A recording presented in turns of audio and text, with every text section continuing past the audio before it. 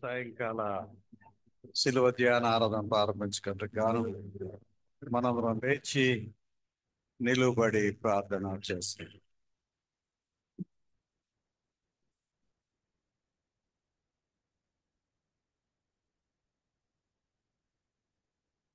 సర్వకృప అనేది మా పరమ తండ్రి, మా ఆశ్రయదుర్గమైన దేవ,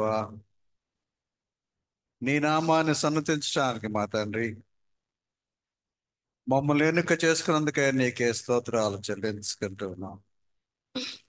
ఈ రాత్రికాల సమయంలో రాజు అయిన దేవ, నీ శ్రమలను బట్టి, నీవు పొందిన దెబ్బలను బట్టి మాకిచ్చిన స్వస్థత కొరకే స్తోత్రాలు చెల్లించుకుంటూ ఈ సమయంలో నీ వాక్యాన్ని మా తండ్రి ధ్యానం చేయటానికి ప్రార్థనాపూర్వంగా మోకరించి విజ్ఞాపన చేసి సిద్ధపడి వచ్చిన నీ కుమారుడు మా సోదరుడు ఆనంద్ గారిని మేము జ్ఞాపకం చేసుకుంటూ ఉండగా నీ దాసులతో ఉండండి, బలపరచండి, ఆత్మతో అభిషేకించండి.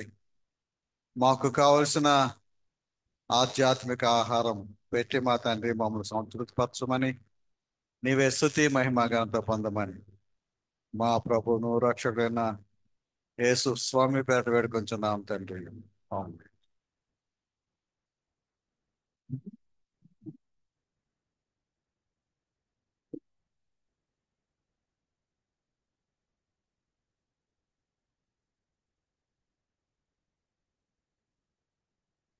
మీ స్మార్ట్ ఫోన్స్ లో మనకై యేసు మరణించే అనే పాట దయచేసి గూగుల్ సెర్చ్ లో పెట్టండి. దేవుని స్తుతిస్తూ అది పాడుకుందాం. మనకై యేసు మరణించే మన పాపముల కొరకు.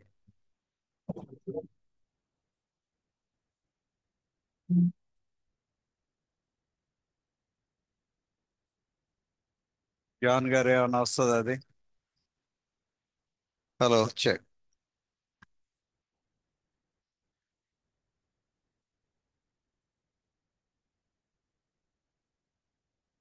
మనకై యేసు మరణించే మన పాపముల కొరకై నిత్య జీవము నీచుటకే సత్యుండు సజీవుడాయే నిత్య జీవము నీచుటకే సత్యుండు సజీవుడాయే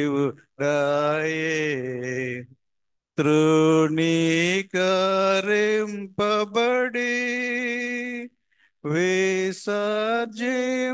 విసర్జింపబడెను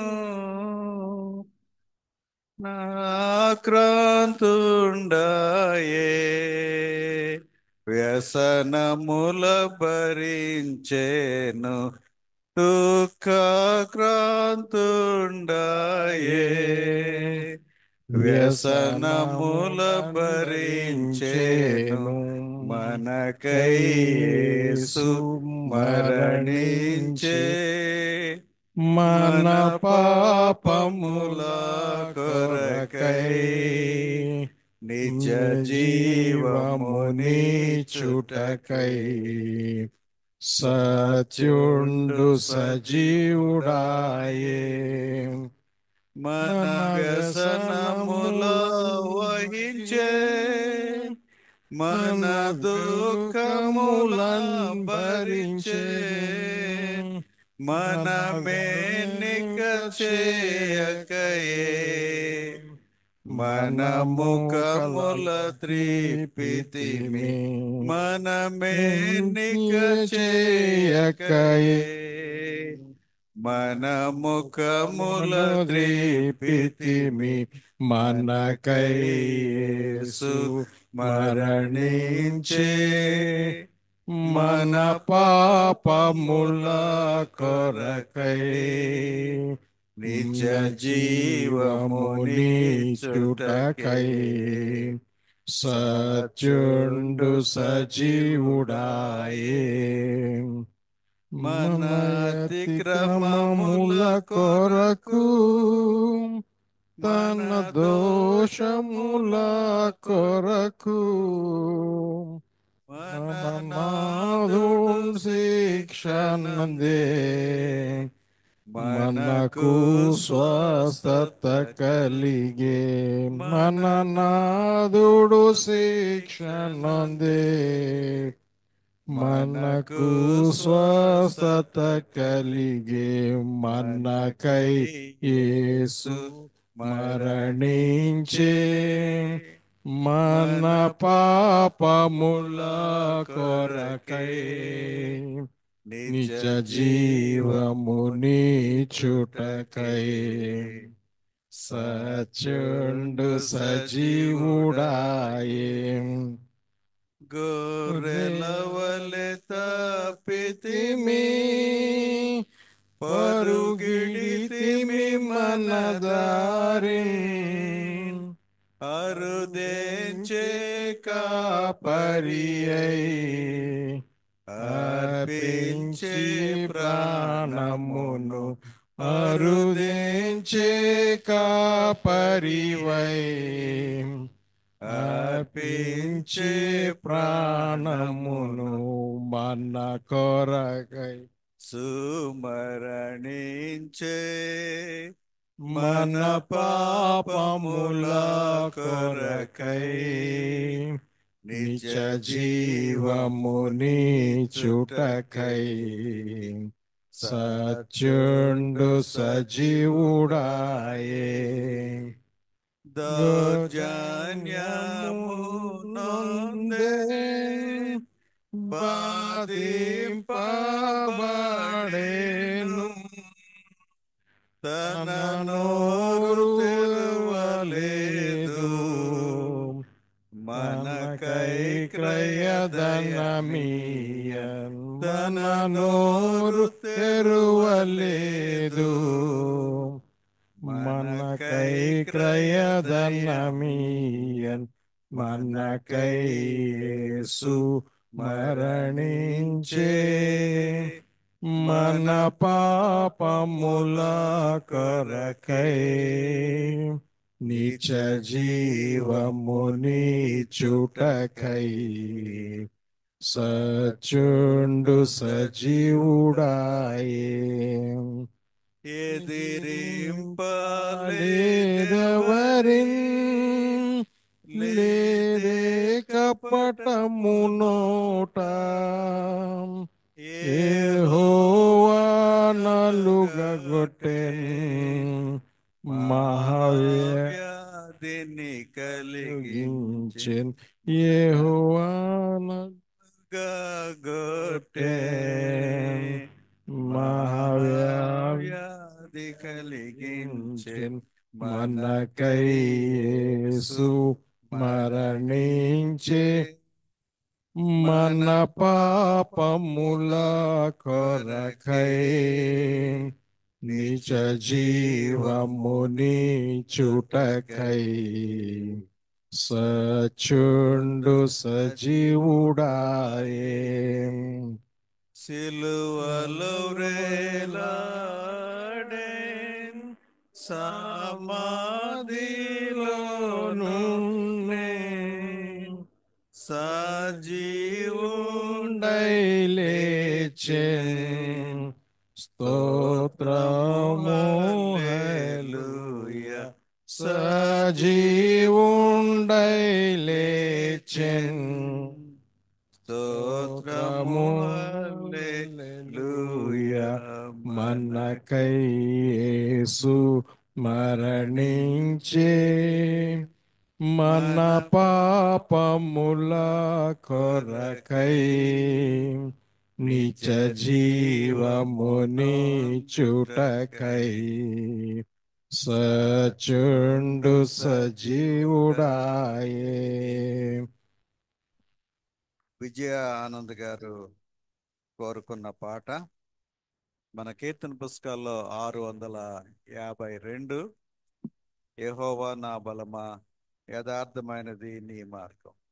652 యెహోవా నా బలమా, యథార్థమైనది నీ మార్గం. యెహోవా నా బలమా, యథార్థమైనది నీ మార్గం, పరిపూర్ణమైనది నీ మార్గం. యెహోవా నా శత్రువులు నన్ను చుట్టినను, నరకపు పాశము లరికట్టినను, నా శత్రువులు నన్ను చుట్టినను, నరకపు పాశము లరికట్టినను, వరదవలే మంది హీనులు పొర్లిన, వరదవలే భక్తిహీనులు పొర్లిన, విడువక నన్ను ఎడబాయని దేవా, యెహోవా నా బలమా, యథార్థమైనది నీ మార్గం, పరిపూర్ణమైనది నీ మార్గం. యెహోవా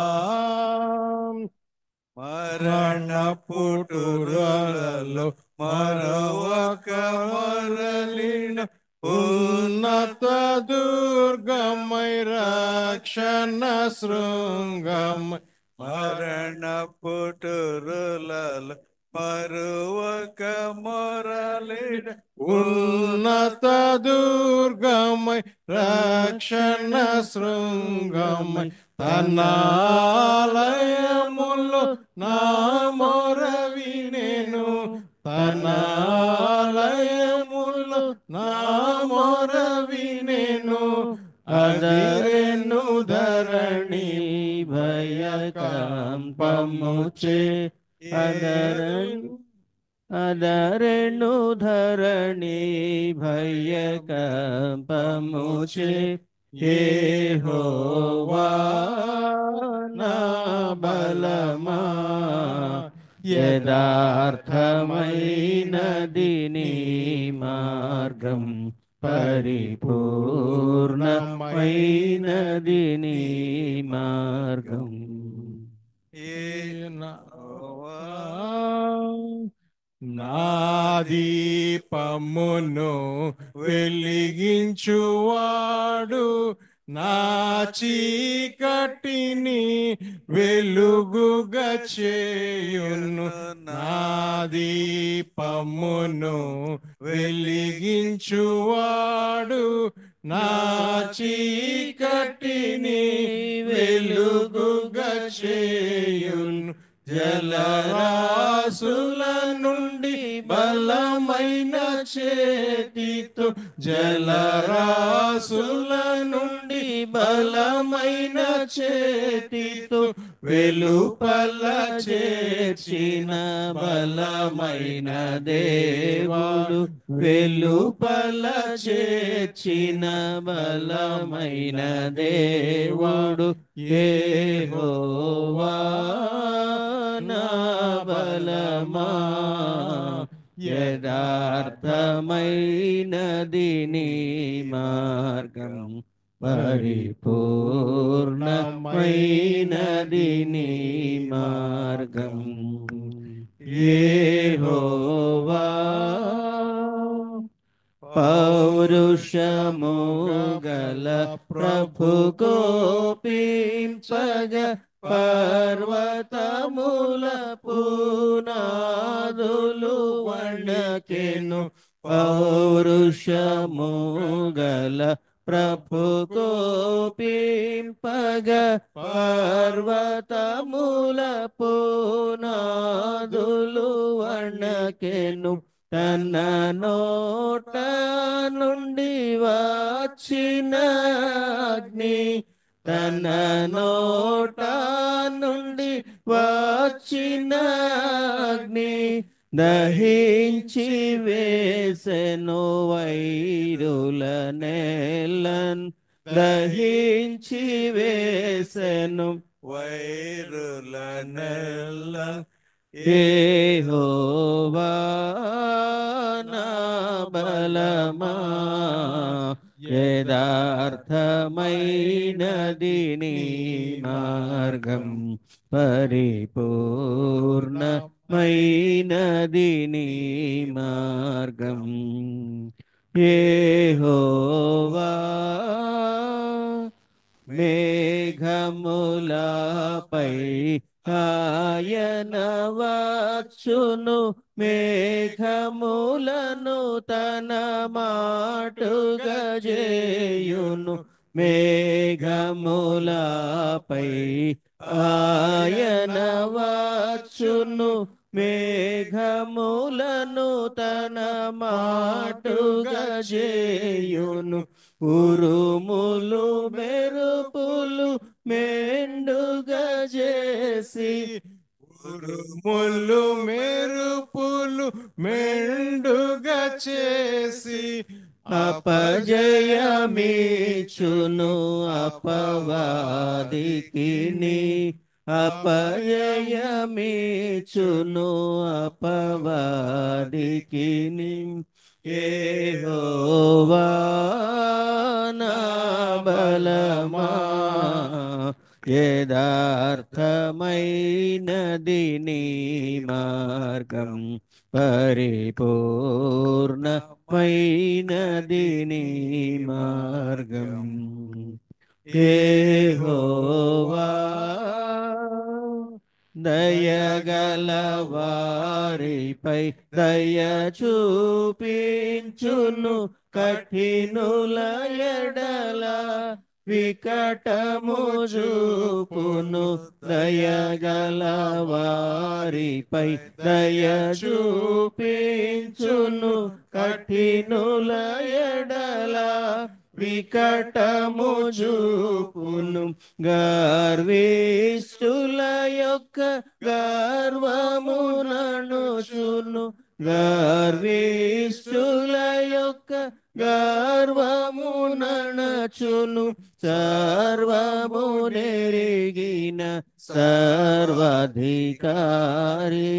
సర్వము నెరిగిన సర్వాధికారి యెహోవా నా బలమా యథార్థమైనది నీ మార్గం పరిపూర్ణమైనది నీ మార్గం యెహోవా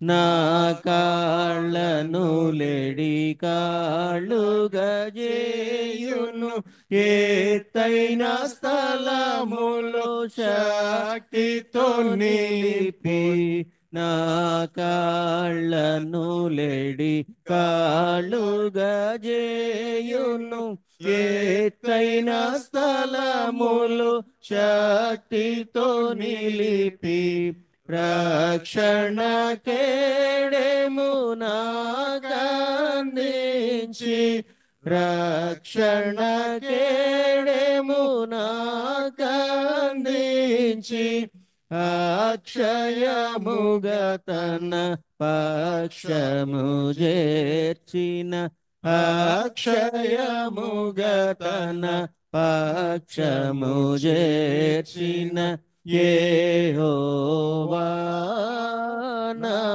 బలమా యథార్థమైనది నీ మార్గం పరిపూర్ణమైనది నీ మార్గం యెహోవా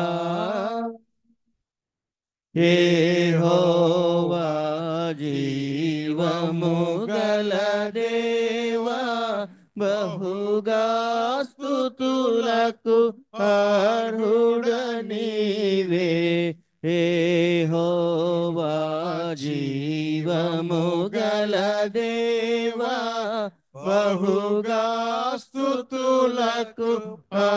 అర్హుడ నీవే అన్యజనులలో ధన్యత చూపుచు అన్యజనులలో ధన్యత చూపుచు హల్లెలూయా స్తుతి గానము చేసేద హల్లెలూయా స్తుతి గానము చేసేద యెహోవా నా బలమా యథార్థమైనది నీ మార్గం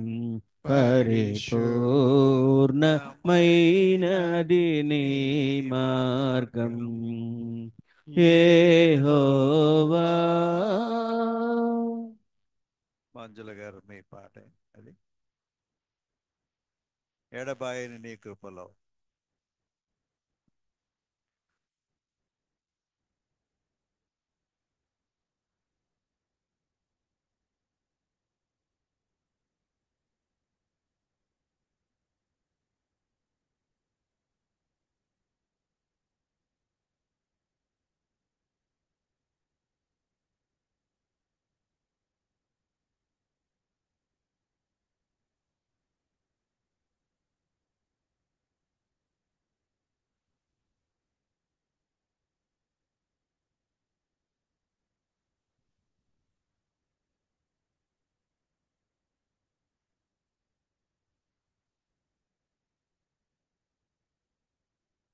ఎవరెత్తారు?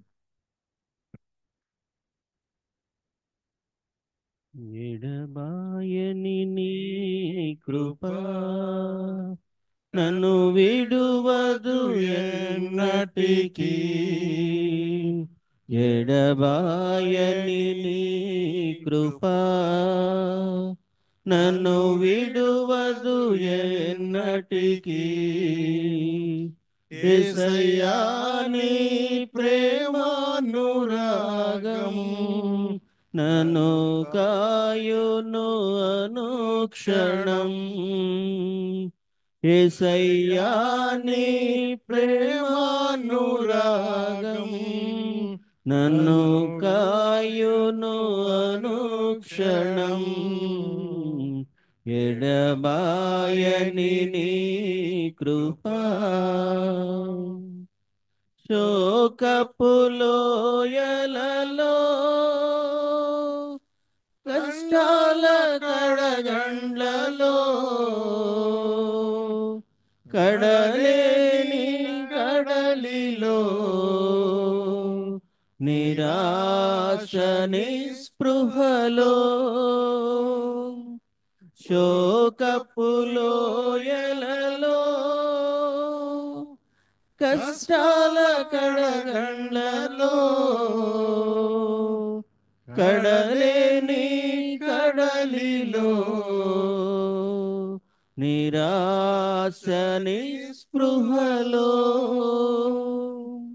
అర్థమే కాని జీవితం ఇక వ్యర్థమని నేననుకొనగా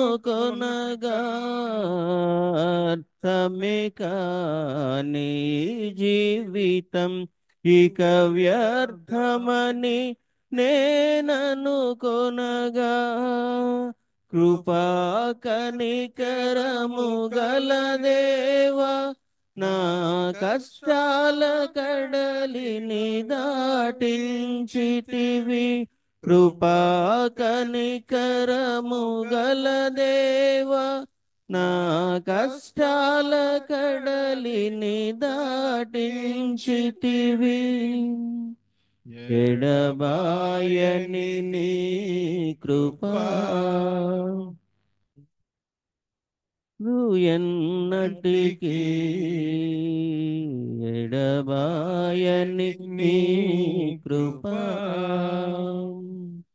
విశ్వాస పోరాటములో ఎదురాయే శోధనలు లోకాశల జడిలో సడలితి విశ్వాసముతో విశ్వాసములో విశ్వాస పోరాటములో ఎదురాయే శోధనలు లోకాశల అలజడిలో సడలితి విశ్వాసములో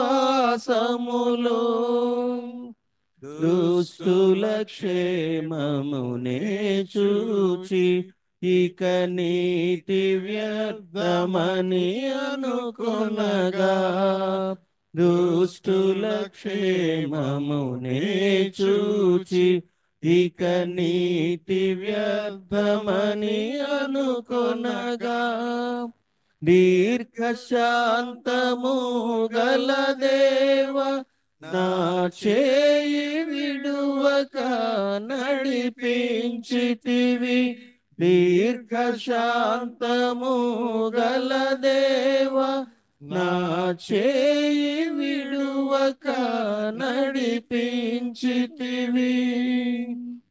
ఎడబాయని నీ కృపా నన్ను విడువదు ఎన్నటికీ ఎడబాయని నీ కృపా నీ సేవలో ఎదురైనా ఎన్నో సమస్యలలో నా బలమును చూచుకొని నిరాశ చెందితిని నీ సేవలో ఎదురైనా ఎన్నో సమస్యలలో నా బలమును చూచుకొని నిరాశ చెందితిని భారమైన ఈ సేవను ఇక చేయలేనని అనుకొనగా భారమైన ఈ సేవను ఇక చేయలేనని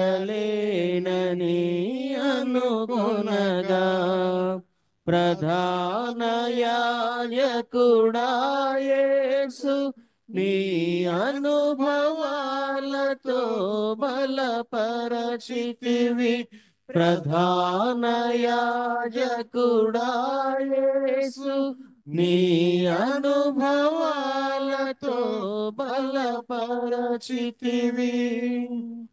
ఎడబాయని నీ కృపా నన్ను విడువదు ఎన్నటికీ ఎడబాయని నీ కృపా నిరీక్షణ గారి పాట.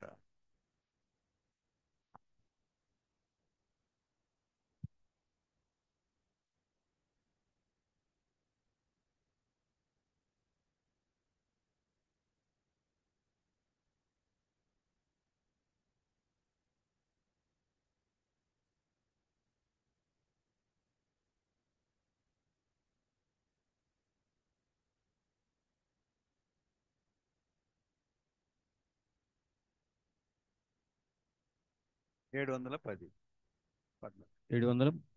714వ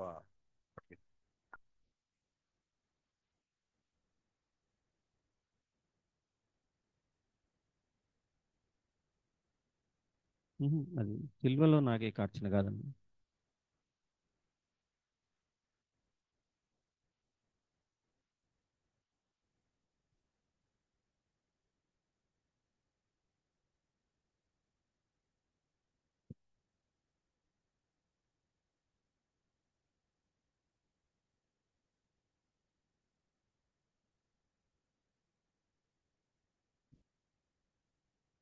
ఏడు వందల 14 అన్నారు. సిలువలో నాకై కార్చన.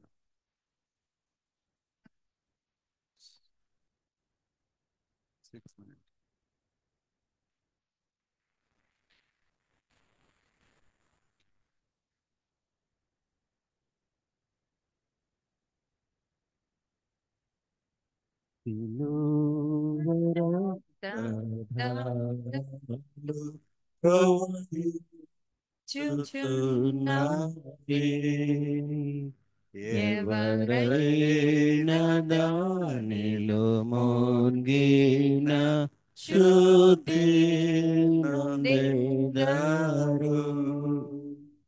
నేనమ్ముదు నేనెరుగుదు యేసు నా కొరకు. నేనమ్ముదు నేనెరుగుదు యేసు మన కొరకు. సిలువరొద్ద బలియాయే నన్ను రక్షింపను. సిలువలోన బలియాయే మమ్ము రక్షింపను. దేవునికి స్తోత్రం అండి. మన ఆరాధన కొనసాగించుకుందాం. మన ఆరాధన కొనసాగించడాన్ని మన కీర్తన పుస్తకంలో 94వ కీర్తన సమానులెవరు ప్రభు అనే కీర్తన పాడదాం.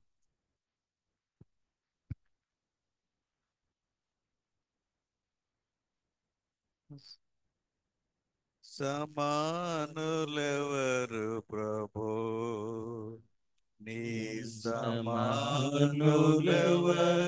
ప్రభు, సమానులెవరు ప్రభు.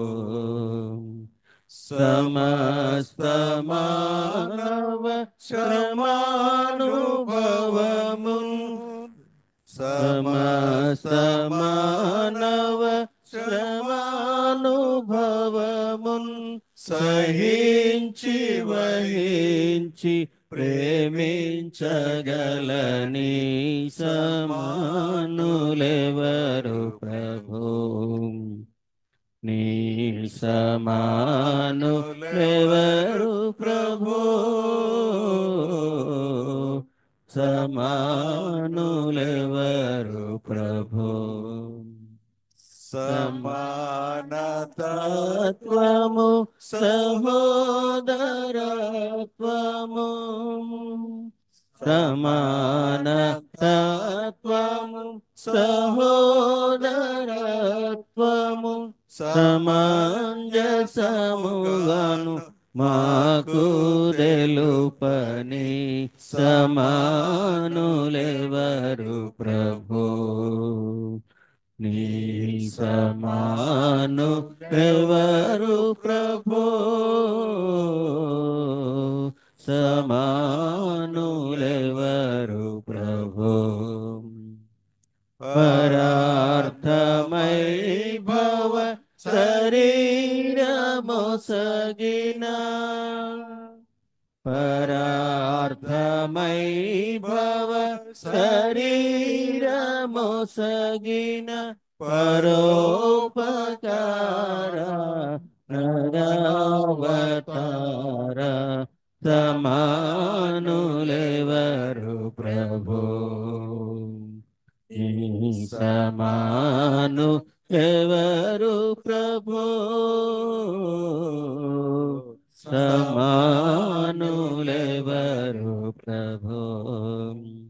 దయా హృదయరాత్ములెల్లరిన్, దయా హృదయరాత్ములెల్లరిన్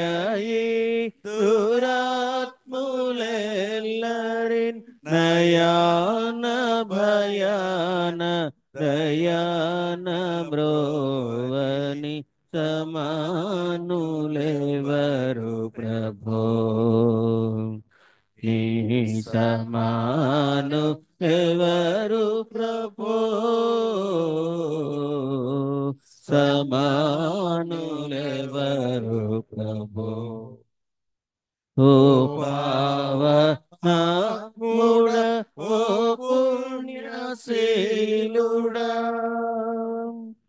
ఓ పావనాత్ముడ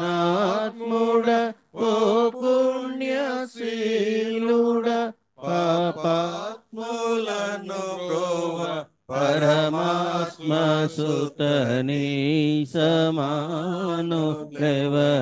ప్రభో నీ సమానులెవరు ప్రభో సమానులెవరు ప్రభో తండ్రి యొక్కయు కుమారుని యొక్కయు పరిశుద్ధాత్మ యొక్కయు నామమున ప్రభువా మమ్మల్ని కనికరించుము. ప్రభువా మమ్మల్ని కనికరించము. క్రీస్తు మమ్మల్ని కనికరించుము. క్రీస్తు మమ్మల్ని కనికరించము. ప్రభువా మమ్మల్ని కనికరించుము. ప్రభువా మమ్మల్ని కనికరించము. మనందరం కలిసి అపోస్తుల విశ్వాస ప్రమాణాన్ని ఒప్పుకుందాం. భూమి ఆకాశములను సృజించిన సర్వశక్తి గల తండ్రి అయిన దేవుడిని నేను నమ్ముచున్నాను. ఆయన ఏక కుమారుడును మన ప్రభువైన యేసుక్రీస్తును నమ్ముచున్నాను. ఈయన పరిశుద్ధాత్మలను గర్భన ధరింపబడి కన్య అయిన మరియకు పుట్టి పొంతి పిలాతు అధికారం క్రింద శ్రమపడి సిలువ వేయబడి చనిపోయి సమాధి చేయబడననియు అదృశ్య లోకములోనికి దిగిననియు చనిపోయిన వారిలో నుండి మూడవ దినమున లేచి పరలోకమునకెక్కి సర్వశక్తి గల తండ్రి యొక్క దేవుని కుడి వైపున కూర్చుండి ఉన్నాడనియు సజీవులకు మృతులకు తీర్పు చేయుటకు అక్కడ నుండి వచ్చిన నీవు నమ్ముచున్నాను. పరిశుద్ధాత్మను నమ్ముచున్నాను. పరిశుద్ధ క్రైస్తవ సంఘమును పరిశుద్ధుల సహవాసమును పాప క్షమాపణయు శరీర పునరుత్థానమును నిత్య జీవమును నమ్ముచున్నాను. ఆమేన్. మనం అదే విధంగా నిలుచుండి దావీదు సంకీర్తనలో నుండి 25వ కీర్తన మొదటి 10 చరణాలు ప్రమీల రాణి గారు చదువుతారా? ఉత్తర ప్రచుత్త రీతిగా చదువుకుందాం. దావీదు సంకీర్తన 25 మొదటి 10 చరణాలు.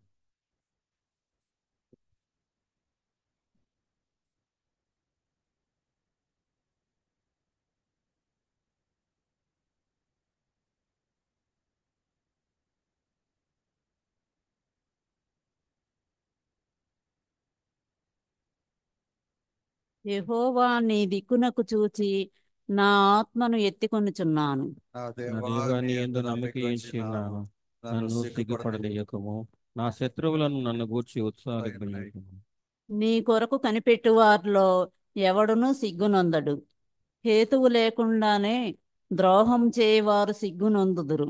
యెహోవా నీ మార్గములను నాకు తెలియజేయము. నీ త్రోవలను నాకు తేటపరచుము. నన్ను నీ సత్యమును అనుసరింపచేసి నాకు ఉపదేశము చేయము. నీవే నా రక్షణకర్తవైన దేవుడవు. దినమెల్లా నీ కొరకు కనిపెట్టుకొనుచున్నాను. యెహోవా నీ కరుణాతిశయములను జ్ఞాపకం చేసుకొనుము. నీ కృపాతిశయములను జ్ఞాపకం చేసుకొనుము. అవి పూర్వము నుండి ఉన్నవే గదా. నా బాల్య పాపములను నా అతిక్రమములను జ్ఞాపకం చేసుకొనకుము. యెహోవా నీ కృపను బట్టి నీ దయ చొప్పున నన్ను జ్ఞాపకములో ఉంచుకొనుము. యెహోవా ఉత్తముడును యథార్థవంతుడై ఉన్నాడు. కావున తన మార్గమును గూర్చి ఆయన పాపులకు ఉపదేశించును. న్యాయ విధులను బట్టి ఆయన దీనులను నడిపించును. తన మార్గమును దీనులకు నేర్పును. ఆయన చేసిన నిబంధనను ఆయన ఆయన నియమించిన నియమించిన శాసనములను శాసనములను గైకొని వారి విషయంలో యెహోవా త్రోవలన్నీ కృపా సత్యములై ఉన్నవి. ఈ వాక్యం ఇంత పరింది. తండ్రికి కుమారునికి పరిశుద్ధాత్మకు ఆదియందు ఇప్పుడు ఎల్లప్పుడు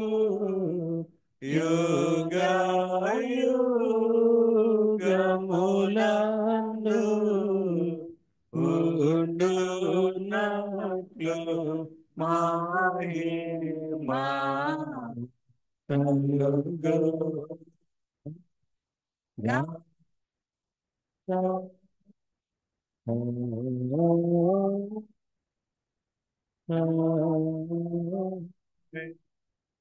దయచేసి కూర్చోనండి. ఈ సాయంకాల ధ్యానం కోసం ఏర్పాటు చేయబడిన లేఖన భాగాలు కమల్ రాజ్ దంపతులు వచ్చి చదివి వినిపిస్తారు. మొదటి పాఠముగా హోషేయ గ్రంథము 10వ అధ్యాయము మొదటి 8 వచనాలు.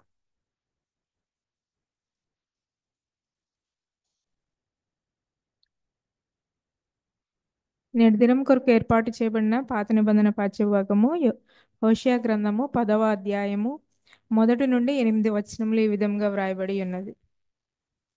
ఇశ్రాయేలు విస్తారంగా వ్యాపించిన ద్రాక్ష చెట్టుతో సమానము. వారు ఫలము ఫలించిరి. ఫలము ఫలించిన కొలది వారు బలిపీఠములను మరి విశేషముగా చేయుచు వచ్చిరి. తమ భూమి ఫలవంతమైన కొలది వారు తమ దేవతా స్తంభములను మరి విశేషముగా చేసిరి. వారి మనస్సు కపటమైనది గనుక వారు త్వరలోనే తమ అపరాధమునకు శిక్ష నొందుదురు. యెహోవా వారి బలిపీఠములను తుత్తునీలుగా చేయును. వారు ప్రతిష్ఠించిన దేవతా స్తంభములను పాడు చేయును. రాజు మనకు లేడు, మనము యెహోవాకు భయపడము, రాజు మనకేమి చేయును అని వారిప్పుడు చెప్పుదురు.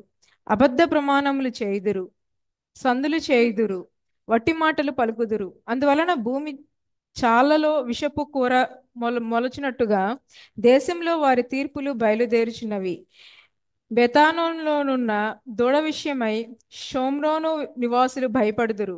దాని ప్రభావము పోయినని ప్రజలను సంతోషించుచుండిన దాని అర్చకులను దుఃఖింతురు. ఎఫ్రాయిము అవమానము నొందుటకు, ఇశ్రాయేలు వారు తాము చేసిన ఆలోచనల వలన సిగ్గు తెచ్చుకొనుటకు అది అష్షూరు దేశంలోనికి కొనిపోబడి రాజైన యారేబునకు కానుకగా ఇయ్యబడును. షోమ్రోను నాశనమగును, దాని రాజు నీళ్లలో కొట్టుకొని పోవు నురుగుతో సమానమగును. ఇశ్రాయేలు వారి పాప స్వరూపమైన ఆవెనులోని ఉన్నత స్థలములు లయమగును. ముండ్ల చెట్లును కంపయు వారి బలిపీఠముల మీద పెరుగును. పర్వతములను చూచి మమ్మును మరుగు చేయుడనియు, కొండలను చూచి మా మీద పడుడనియు వారు చెప్పుదురు. ఇశ్రాయేలు, గిబియా దినముల నుండి నీవు పాపము చేయుచు వచ్చితివి. అచట వారు నిలిచియుండిరి. దుర్మార్గుల మీద జరిగిన యుద్ధము గిబియాలో వారి మీదకి రాగా నా ఇష్ట ప్రకారము నేను వారిని శిక్షింతును. వారు చేసిన 2 దోషక్రియలకు నేను వారిని బంధింపగా అన్యజనులు కూడి వారి మీదకి వత్తురు. ఏర్పాటు చేయబడిన పాఠ్యభాగము ఇంత పర్యంతం. ప్రభువా మమ్మను కనికరించుము.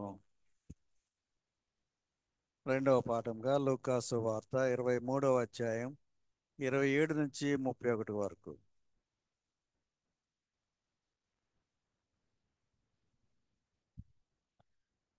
ఈ దినముక ఏర్పాటు చేయబడిన సువార్త పాఠ్యభాగము లూకాసు వార్త 23వ అధ్యాయము 27వ వచనం నుంచి 31వ వచనం వరకు. లూకాసు వార్త 23వ అధ్యాయము 27వ వచనం నుంచి ఈ విధంగా రాయబడి ఉంది. గొప్ప సమూహమును ఆయనను గూర్చి రొమ్ము కొట్టుకొనుచు దుఃఖించుచున్న చాలా మంది స్త్రీలను ఆయన వెంబడించిరి. యేసు వారి వైపు తిరిగి, యెరూషలేము కుమార్తెలారా, నా నిమిత్తము ఏడవకుడి, మీ నిమిత్తమును మీ పిల్లల నిమిత్తమును ఏడుడి. ఇదిగో, గుండ్రాలను కనని గర్భములను పాలేని స్థలములను ధన్యములైనని చెప్పు దినములు వచ్చుచున్నవి. అప్పుడు మా మీద పడుడని పర్వతములతోనూ మమ్మల్ని కప్పుకోడని కొండలతోనూ జనులు చెప్పు తాగుదురు. వారు పశ్చిమానికే ఇలాగు చేసినడలా ఎండిన దానికి చేదురు అని చెప్పాను. ఏర్పాటు చేయబడిన పాఠ్యభాగం ఇంత పర్యంతం. ప్రభువా మమ్మను కనికరించుము.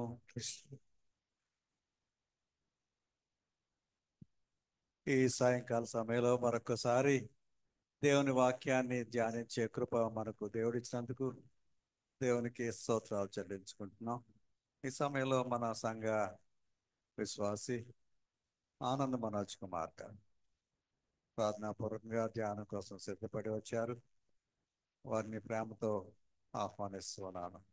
వారి ధ్యాన సిద్ధపాటుగా మనందరం కలిసి 310వ కీర్తన హృదయమనడి తలుపు నొద్ద యేసునామం.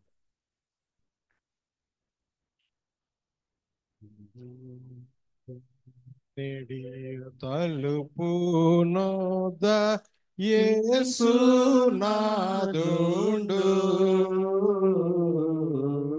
హృదయమనెడు తలుపు నొద్ద యేసునాథుండు, నిలచి సదయుడగుచు తట్టుచుండు సకల విధములను నిలచి సదయుడగుచు తట్టుచుండు సకల విధముల అరుణి బోలి నిలుచున్నాడు పరికించి చూడా అరుణి బోలి నిలుచున్నాడు పరికించి చూడా నతడు పరుడుగాడు రక్షకుండు ప్రాణ స్నేహితుడు అతడు పరుడు కాడు రక్షకుండు ప్రాణ స్నేహితుడు కరుణశీలు నతడు గాన గాచియున్నాడు కరుణశీలు నతడు గాన గాచియున్నాడు యేసు కరుణ నెరిగి గారవింపగరము న్యాయము యేసు కరుణ నెరిగి గారవింపగరము న్యాయము ఎంతసేపు నిలువబెట్టి ఏడ్పింతురతని ఎంతసేపు నిలువబెట్టి ఏడ్పింతురతని నా తాడెంతో దయచే బిలుచుచున్నా ఇప్పుడు మిమ్ములను ఆతాడెంతో దయచే పిలుచుచున్నా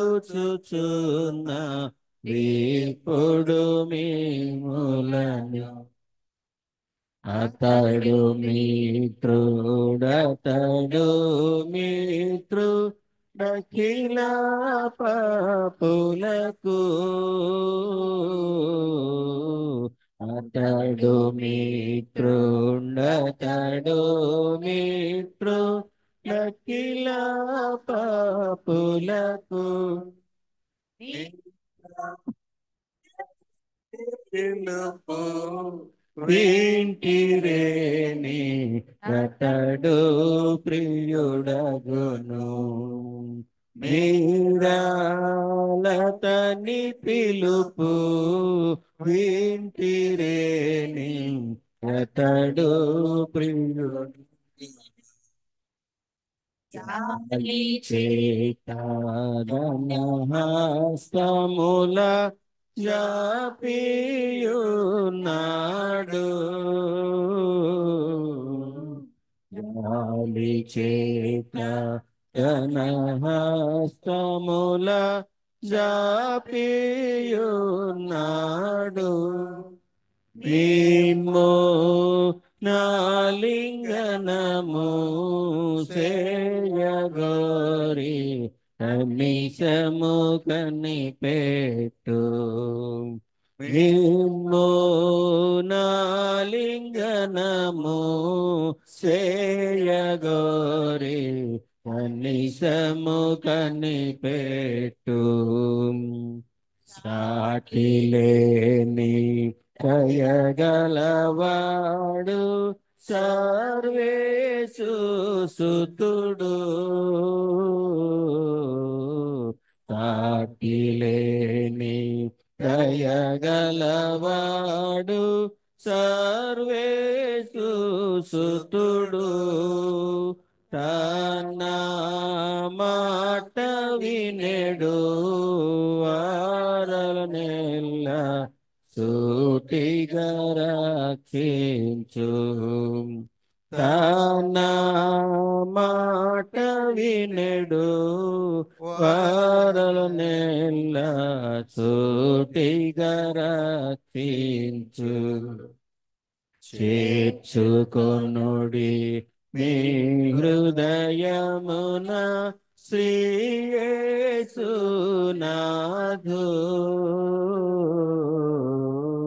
చేర్చుకొనుడి మీ హృదయమున శ్రీయేసునాథు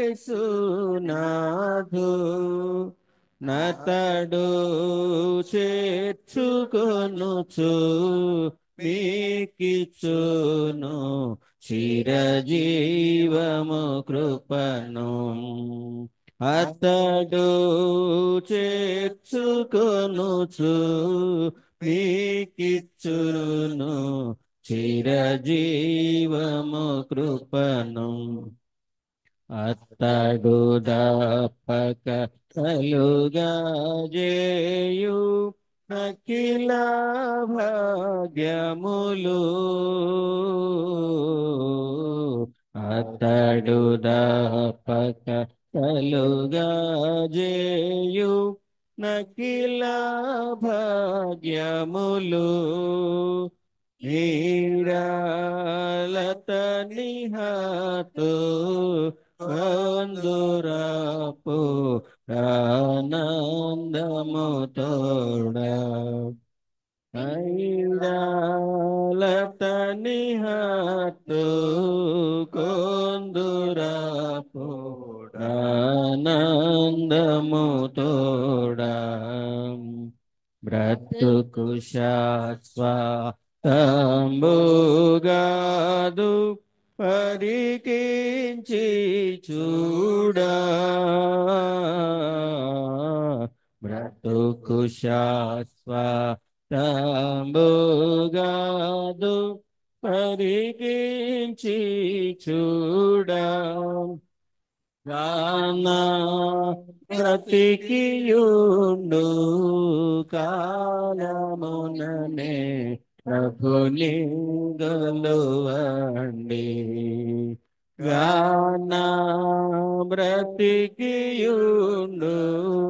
కాలముననే ప్రభుని గొలువండి హృదయమనిదు తలుపు నోద యేసునాథుండు హృదయమనిదు తలుపు నోద యేసునాథుండు నిలచి సదయుడగుచు తాటుచుండు సకల విధములను నిలచి సదయుడగుచు తాటుచుండు సకల విధములను. ప్రార్థన చేసుకుంటాం. దయగల తండ్రి, కృపగల దేవ, రాజులకు రాజా, ప్రభులో ప్రభ, మీ సన్నిధిని మాపై నుంచి బలపరిచి క్షేమం అనుగ్రహించి ప్రభా సంఘంలో చేరి స్తుతించడానికి ఆరాధించడానికి ఇచ్చిన సమయాన్ని బట్టి వందనాలు తండ్రి. నీ వాక్యం ద్వారా బలపరచమని తండ్రి నన్ను సిద్ధపరచమని నా యొక్క మాటలు ప్రకటన యొక్క హృదయ దానములు ప్రభా నీకు అంగీకారంగా ఉండడం కృపను దయచేయమని ప్రభా మమ్మల్ని అందరినీ నీ చేతులు అప్పగించుకుంటూ మహిమే ఘనత నీకే చెల్లిస్తూ యేసు అతి పరిశుద్ధ నామమున అడిగి వేడుకొంచున్నాం తండ్రి, ఆమేన్. మరి ఈరోజు వాక్యానికి చేసిన సంఘానికి ముందుగా బిషప్ గారికి మరియు సంఘ సభ్యులకు కుటుంబాలకు వందనాలు తెలియజేస్తున్నాను. మరి మనం గత సంవత్సరాల నుండి లెంట్ని ఆచరిస్తూ ఉన్నాం.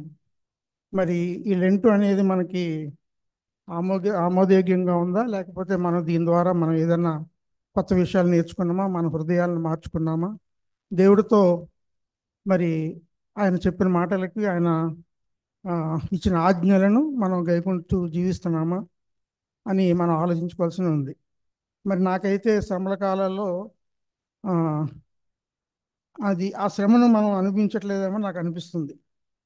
ఎందుకంటే సంఘాల్లో బహు అయినటువంటి అంటే ఈ ఈ మాటకి చెప్పాలంటే ఇప్పుడు సినిమాల్లో వస్తుంటాయి ఈ టైటిల్ ఈ యాదృచ్ఛికము కల్పనలు అన్నమాట.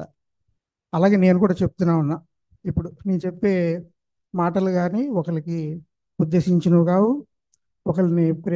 ఒకరిని దూషించాలనే మాట కాదు, కానీ దేవుడి వాక్యాన్ని మరి చెప్పాలనే ఆశతో మరి దేవుడిచ్చిన వాక్యాన్ని బైబిల్లో మరి హోషేయ ద్వారా తెలియజేసిన ఈ యొక్క పాపం యొక్క బహిర్గతం ఎట్లా అయింది, పాపం ద్వారా మరి దేవుని ఇశ్రాయేలు ప్రజలు ఎందుకు మరి శిక్షణ ఉందారు అనేది తెలియజేయడం జరిగింది.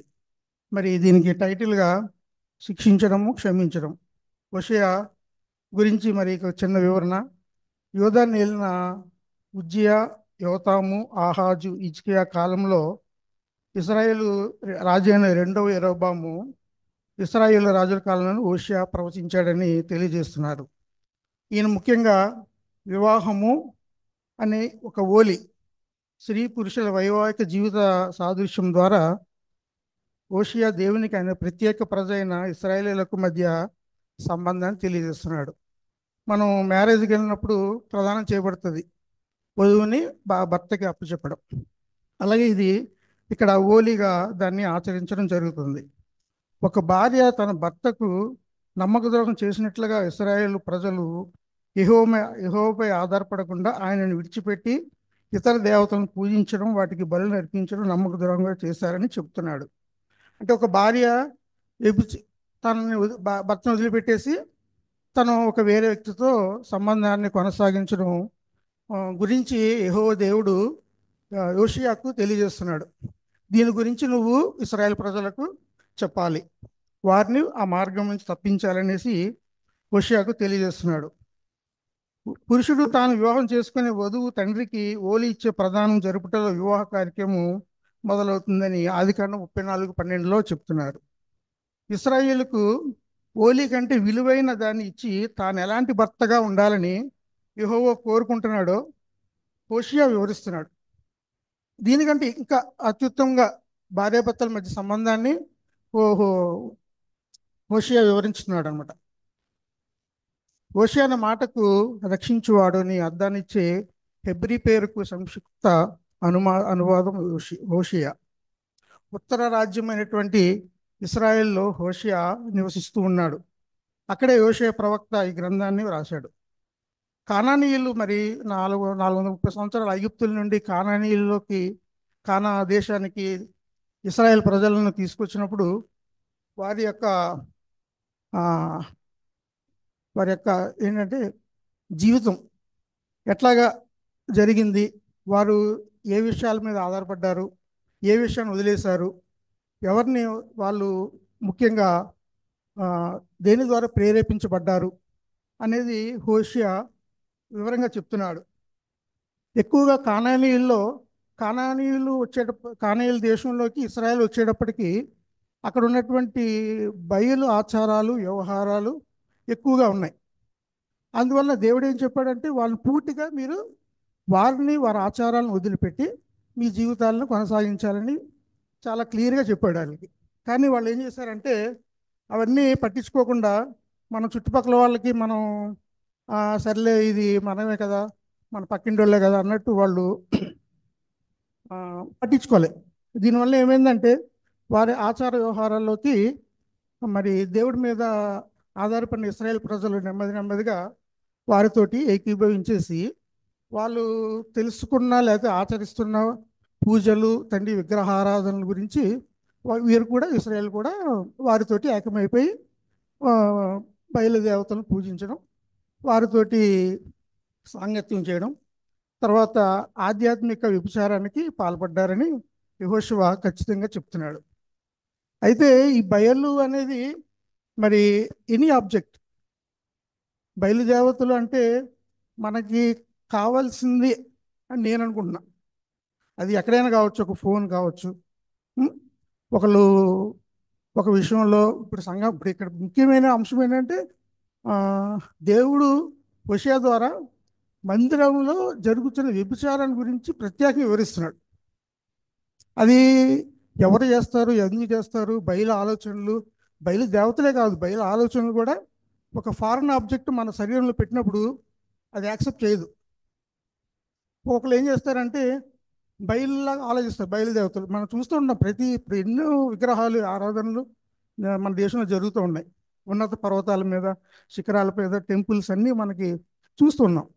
వాటి నుంచి మనం ఏం నేర్చుకుంటున్నాం, వాటి నుంచి మనం ఎలా తప్పించుకుంటున్నాం. కానీ అవే ఆచారాలు మనం ఇంకా మన సంఘాల్లో కూడా నడుస్తూ ఉన్నాయి. అది నేను నిజమని నమ్ముతా. ఎందుకంటే చూస్తున్న సంఘాలను బట్టి అందులో సంఘ సభ్యులు అంటే ఎవరైనా కానీ ఒకరైనా కాదు, XYZ అని కాదు, వాళ్ళు చేస్తున్న ఆలోచనలు వస్తారు, బయలాచనలతో వస్తూ ఉంటారు. ఇక్కడికి వచ్చి ఏం చేస్తాడు, దాని గురించి ఆలోచిస్తూ కూర్చుంటాడు. మళ్ళీ వాక్యం వింటాడు, వాక్యం చెప్తాడు, మళ్ళీ బయటికి వెళ్ళిన తర్వాత మరి అదే క్రియలు, అదే పాపం ఆలోచనలు. ఒకళ్ళు వస్తే కానీ మనం ఒక బయలు ఇంకో బయలుతో ఆలోచిస్తూ ఉంటాడు, చూస్తూ ఉంటాడు. అతను వస్తే నేను వస్తా, ఆమె వస్తే నేను వస్తా చర్చికి. ఇలాగా ఒకరి ఆలోచనలు, బయలు ఆలోచనలతో కూడా దేవుడు విసిగిపోయాడు. అలాగే ఇశ్రాయేలు ఐగుప్తు దేశం నుండి విడిచిన వెలుపలికి వచ్చాక వారికి సొంత దేశాన్ని ఇస్తారని వాగ్దానం కూడా యెహోవా నిలుపుకున్నాడు. నమ్మకంగా ఉండమని వారి ఇశ్రాయేల్ ప్రజలకు హోషేయ సెలవిస్తున్నాడు. అయితే వీళ్ళు ఇతర దేవతలను పూజిస్తూ పాపం చేశారు. వారి నాయకులు దేశ రక్షణ కొరకు యెహోవాపై ఆధారపడకుండా సొంత బయలు దేవతల గురించి ఒక నాయకుడి మీద ఆధారపడి శిక్షకు పాత్రులయ్యారని హోషేయ ప్రవక్త ఇశ్రాయేలుకు చెప్తున్నాడు. అయితే దేవుడు ఏం చెప్తున్నాడు చివరికి, వారికి మిమ్మల్ని క్షమిస్తాను, నేను ప్రత్యేక పూజగా ప్రజగా వారికి ఒక కొత్త జీవితాన్ని ఇస్తాడని ఆశాభావాన్ని హోషేయ చెప్తున్నాడు. మీరు తప్పు చేశారు, నేను దాన్ని క్షమిస్తాను, మీరు వెనుకకు తిరగండి, నాకు వెన్ను చూపకండి. మొన్న ఎవరో చెప్పారు, వీపు మీద ఒక బోధకుడు చెప్తున్నాడు, నాకు వెన్ను చూపని తప్పులను నేను కనుమరుగు చేస్తాను మీకు, మరి ఆ తప్పులు నేను మళ్ళీ చూపించండి, మీరు అవి చేయకుండా నేను వాటిని మేము రక్షిస్తాం అని ఒక బోధకుడు సువార్తలు చెప్తూ ఉన్నాడు. వాగ్దాన దేశంలో అయితే కానాకు చేరుకున్న ఇశ్రాయేల్ ప్రజలకు దేవుడు ఒక స్థిరమైన ఒక ద్రాక్షావల్లిని వారి కోసము సిద్ధపాటు చేశాడు ముందే. కానీ అది ద్రాక్షవల్లిని సిద్ధపాటు చేయడం అంటే ఒక మొక్క నాటాలంటే, లేదా ఒక ద్రాక్షవల్లిని కానీ ఏదన్నా ఒక ఫ్లవర్, ఒక ప్లాంట్ని మనం పాతాలంటే ఆ భూమి ఎంతో చదునైంది ఉండాలి, మంచిగా దాన్ని తవ్వాలి. ఒక్కొక్కసారి కింద రాళ్ళు ఉంటాయి, చదును చేయడానికి ఎవరు కుదరదు. కానీ ఆ రాళ్ళన్నీ తీయాలి, సెల్పులు చేయాలంటారు. అంటే మట్టిని బాగా మౌల్డ్ చేయాలి, బాగా చేస్తేనే ఒక ప్లాంట్ని కానీ లేకపోతే ఒక చెట్టుని కానీ మనం వేయడానికి వీలుంటుంది. ఇక్కడ ఏంటంటే ముఖ్యంగా దేవుడు వారికి ఇచ్చినటువంటి సంపద, అది ఒక ద్రాక్షవల్లి అంటే వారికి విపరీతమైన లగ్జీరియంట్ వైన్ అంట అక్కడ నుంచి ప్రొడక్ట్ అయ్యేది. దాని ద్వారా వాళ్ళు ఎక్కువగా సంపాదనలో పడ్డారు. సంపాదించుకొని దానికి ఇంకెక్కువగా వాళ్ళు ఏం చేశారు, దేవుడి వైపు కాకుండా అన్ని దేవతల వైపు మళ్ళుకున్నారు. వాళ్ళు సంపాదన కానీ వాళ్ళకు వచ్చిన ఆదాయం కానీ దేవుడి మహిమకు లేకపోతే దేవుని యొక్క మందిరానికి కాకుండా వాళ్ళ యొక్క ఏంటిది దాన్ని బయలు దేవతలకు విగ్రహ ఆరాధన కోసము వచ్చిన సంపాదన, బంగారం కానీ వెండి కానివ్వండి కానీ వారికి దానికి సమర్పించేశారు వాళ్ళు. అందువల్ల దేవుడు చాలా కోపం రేకుండా ఉన్నాడు వీళ్ళ మీద. నాకు చెందాల్సింది నేను ఇచ్చిన ఈ సంపదను వారు ఎందుకు ఇట్లా చేస్తున్నారని చెప్పేసి హోషేయ ద్వారా ఈ విషయాన్ని వారికి తెలియజేస్తున్నారు. అయితే ఇందులో భాగంగా ఇక్కడ వ్యభిచార దేవతల పూజల్లో ఒక భాగం హోషేయ 1:2లో ఈ వ్యభిచార ఆచారాల వలన పూజల్లో కూడా ఒక భాగంగా ఉండి వాళ్ళకి అవి సంపాదన అంతా వాటిపై ఖర్చు పెట్టడంతో జరిగింది. ముఖ్యంగా ఈ గ్రంథంలో అనేక ప్రవచనాలు ఉత్తర రాజ్యమైన ఇశ్రాయేలును ఉద్దేశించినవే అయినప్పటికీ దక్షిణ రాజ్యమైన యూదా ప్రస్తావన కూడా కొన్ని చోట్ల కనిపిస్తుంది.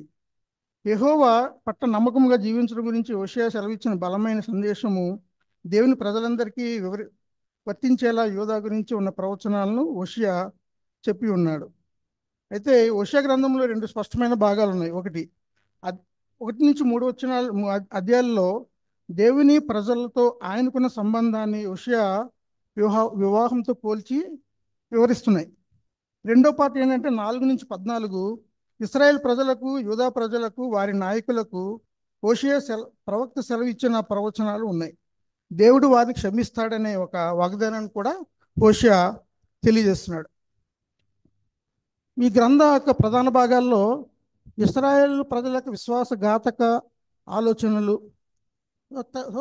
హోషేయ కుటుంబాన్ని పోల్చడం, ఇశ్రాయేల్ ప్రజలకు యూదా ప్రజలకు వారి నాయకులకు హోషేయ సందేశము, ఇశ్రాయేలు యూదా రాజ్యాలు యెహోవా పట్ల చూపిన నమ్మక ద్రోహం ఒకటి, యెహోవాపై ఆధారపడాలని ప్రయత్నించినప్పటికీ ప్రజలు వైఫల్యం చెందడం, ఇశ్రాయేలును యెహోవా శిక్షించడము, తన వైపు తిరిగిన వారిని యెహోవా క్షమించడం.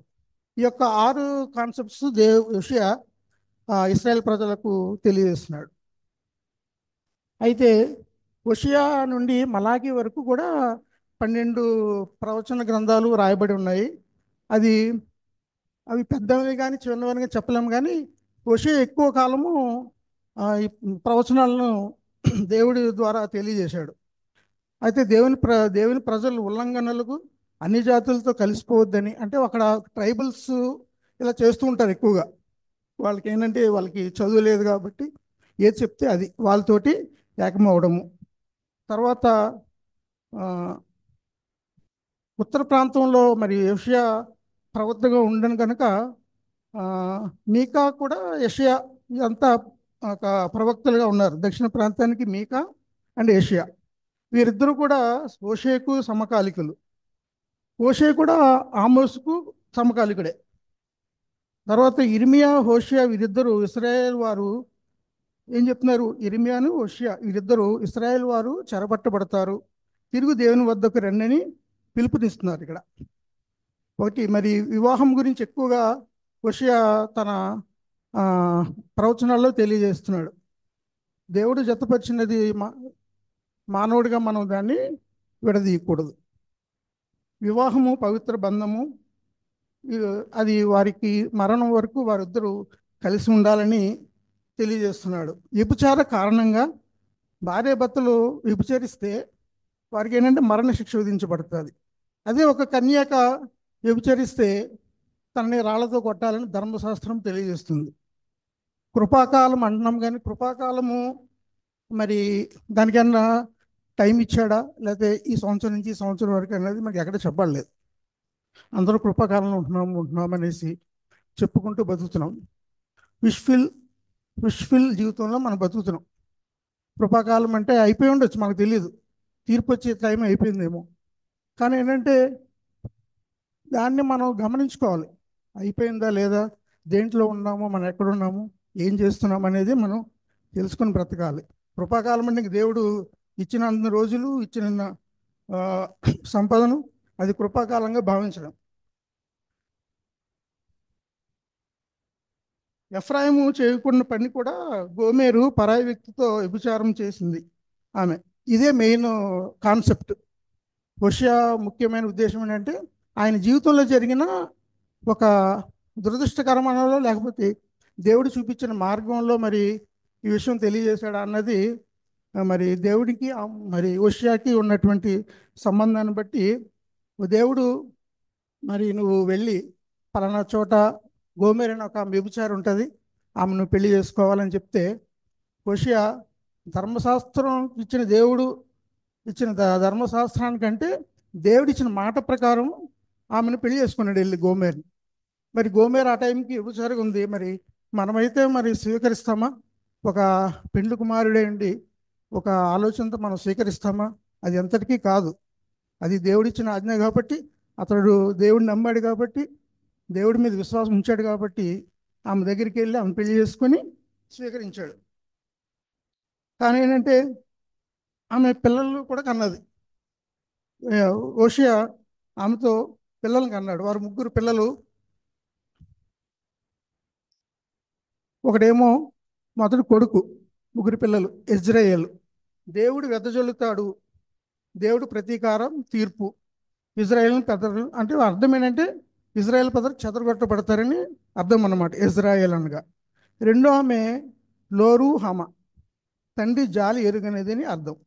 అనాథ శిశువు అని అర్థం కాదు, కానీ తండ్రి తెలియని కుమార్తె అంటే ఈమె సమరీలో ఏం చెప్తాడంటే ఈమె ఈమె గోమేరు మళ్ళీ సెకండ్ టైము మళ్ళీ వ్యభిచార గృహానికి వెళ్ళిపోద్ది. చూడండి ఎంత పెళ్లి దేవుడిచ్చింది ఆజ్ఞ ప్రకారం చేశాడు, మళ్ళీ ఆమె కొడుకు కన్న తర్వాత మళ్ళీ ఆమె వ్యభిచారం గృహానికి వెళ్ళిపోతుంది మళ్ళీ. మరి ఆ టైంలో మరి జరిగిందా అన్నది స్పష్టంగా లేదు. తర్వాత రెండో కుమార్తె పేరు లో అమ్మి. నా ప్రజల కారు వీళ్ళు, నా బిడ్డల కారు. దేవుని విశ్వసించిన వారే దేవుని బిడ్డలు, అపవాది సంబంధికులు వీళ్ళు. ఇప్పుడు మనం ఆధ్యాత్మిక వ్యభిచారం చేస్తున్నారని చెప్పాం. మరి ఆ ఇశ్రాయేల్ అందరూ కూడా మరి ఈ యొక్క కూతురు పేరుతోటి చెప్తున్నాడు అనమాట, వీళ్ళు నా ప్రజలు కారు, నాకు సంబంధించిన వాళ్ళు కాదు, వీళ్ళు లోకానికి సంబంధించిన బిడ్డలు, నా బిడ్డలు కాదు. నా బిడ్డలు అయితే విశ్వాసులుగా ఉంటారు, నేను చెప్పిన మాట వింటారు, నేను చేసిన ప్రతి పనికి ఒక ఆధ్యాత్మికంగా వాళ్ళు ఎదుగుతారు మనసుల్లో, హృదయాల్లో అని చెప్పేసి హోషేయ తెలియజేస్తూ ఉన్నాడు. తర్వాత ఇప్పుడు మళ్ళీ వెళ్ళిపోయిన తర్వాత గోమేరు వెళ్ళిపోయిన తర్వాత మళ్ళీ వాళ్ళ పిల్లలతో పాటు వెళ్ళి ఆమెకి ఆ బత్యాన్ని బానిసత్వం నుండి విడిపిస్తారు వీళ్ళు పిల్లలు. అది ఎంత బాధగా ఉంటుంది హోషేయకి. ఒకసారి వచ్చి పెళ్లి చేసుకుని మళ్ళీ తిరిగి వ్యభిచారం చేస్తుంటే అది యాక్సెప్టబుల్ కాదు. అది ఎవరికైనా కానీ, ఒక భార్య కానీ లేకపోతే భర్త కానీ ఒక పరాయి స్త్రీతో మాట్లాడితే తట్టుకోలేని పరిస్థితి ఉంటుంది మనకి మనసుల్లో, హృదయాల్లో. అలాంటిది గోమేరుని మళ్ళీ హోషేయ దేవుడి చిత్త ప్రకారమే, దేవుడి మాట ప్రకారమే ఆమెను వివాహం చేసుకున్నాడు, స్వీకరించాడు. ఆ వృత్తాంతమే అతనికి హోషేయ ఈ విధంగా మన ఇశ్రాయేల్ ప్రజలకి తెలియజేస్తూ ఉన్నాడు.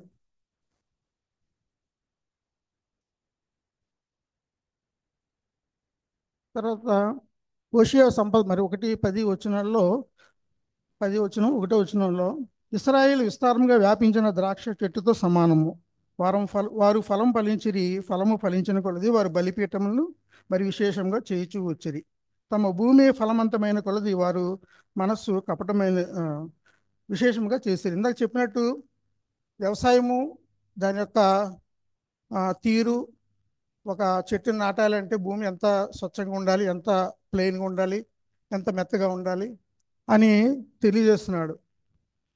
సొలొమోను దినములన్నిటను ఇశ్రాయేలు వారేమి యూదా వారేమి దాను మొదలుకొని బెయేర్షెబా వరకును తమ తమ ద్రాక్ష చెట్ల క్రిందను నిర్భయంగా నివసించుండిరంట. అప్పుడు ఇల్లున్నా లేకపోయినా కానీ ఇవి ఒక మహావృక్షాలంట అప్పట్లో ద్రాక్ష చెట్లు. దాని కింద వీళ్ళు నివాసం చేస్తున్నారు, రకరకాల కార్యక్రమాలు కూడా చేసుకుంటున్నారు. వాటి నుండి వీటికి దేవుడు ఈ శ్రేష్టమైన ద్రాక్షవల్లి వంటి దానిగా నేను నాటి తిని కేవలము నిక్కమైన విత్తనము మనవి వలనని చెట్టు వంటి దానిగా నిన్ను నాటి తిని నాకు జాతిహీనపు ద్రాక్షవల్లి వల్లే నీవిట్లు భ్రష్ట సంతానం అయితే అని చెప్తున్నాడు. నేను ఒకటి చేస్తే మీరు ఫలించేది వేరే విధంగా ఉంది, అది నాకు ఇష్టమైనది కాదు అని చెప్తున్నాడు. అలాగే హెచ్కేల్ 17:5-6లో అది చికిర్చి పైకి పెరగగా విశాలముగా కొమ్మలతో అల్లుకొని ద్రాక్షవల్లి ఆయన, దాని కొమ్మలు ఆ పక్షిరాజు వైపున అల్లుకొనిచుండెను, దాని వేళ్ళు కిందికి తన్నుచుండెను. అలాగూ నా ద్రాక్ష చెట్టు శాఖోపశాఖలకు వర్ధిల్లి రెమ్మలు వేశాను. అంటే ద్రాక్ష చెట్టుని ఎంత అద్భుతంగా మన ఇశ్రాయేల్ ప్రజలతోటి అంత వర్ణిస్తున్నాడు దేవుడు. అలాంటి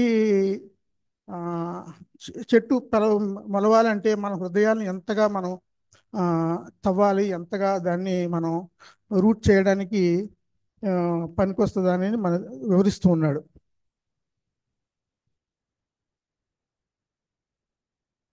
తర్వాత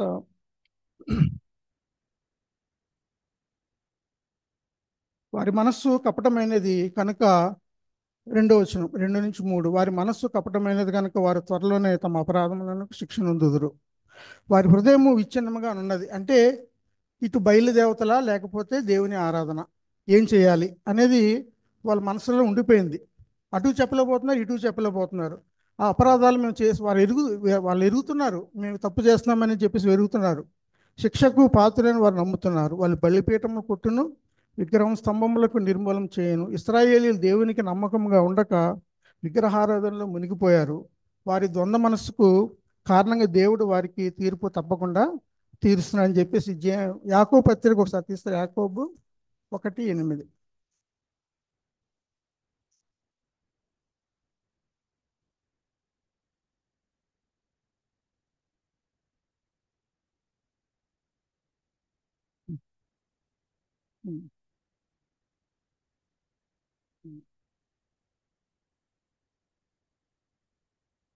ఒక మనిషి సంఘానికి రావాలా, లేకపోతే బయట సినిమాకి వెళ్ళాలా, లేకపోతే ఏ పని చేయాలి, నేను ఎలా బ్రతకాలి, రెండు దారులు ఉన్నప్పుడు ఏది ఎంచుకోలేక దేవుడిని ఎంచుకోవాలా, బయలుదేవతలను ఎంచుకోవాలా, లేకపోతే నేను నా స్థితి ఏంటి అనేది రెండుగా మెదడు ఆలోచిస్తున్నప్పుడు కొంచెం కష్టంగానే ఉంటుంది. ఎవరు ముఖ్యము, ఎవరు చిన్న, ఎవరిని ఎన్నుకోవాలి, నేను ఎవరి దగ్గరికి వెళ్ళాలి, ఎవరిని ప్రేమించాలి, ఎవరిని ప్రేమించకూడదు ఉన్నప్పుడు ఒక ఆలోచన మనల్ని తినివేస్తూ ఉంటుంది. అంటే బయలు ఆలోచనలు బట్టి చెప్తున్నాయి ఇవన్నీ. బయలు అట్లా నడిపిస్తూ ఉంటుంది.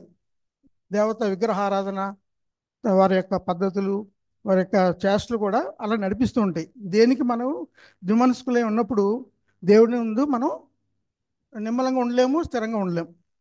అలాగే హోషియా 7:16 కూడా చెప్తున్నాడు.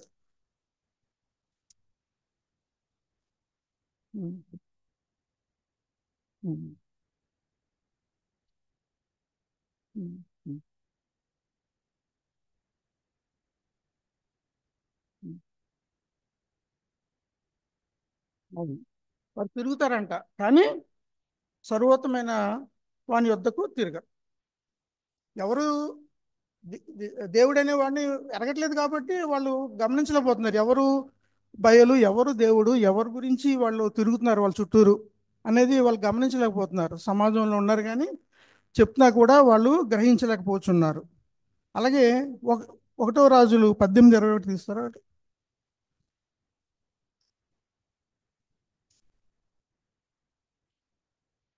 ఏలియా జనులందరి దగ్గరికి వచ్చి, ఎన్నాళ్ళ మట్టుకు మీరు రెండు తలంపుల మధ్య తడబడుచుందురు? యెహోవా దేవుడైతే ఆయనను అనుసరించుడి, బయలుదేవుడైతే వానిని అనుసరించుడని ప్రకటన చేయగా జనులు అతనికి ప్రత్యుత్తరంగా ఒక మాట అయినను పలుకకపోయారు.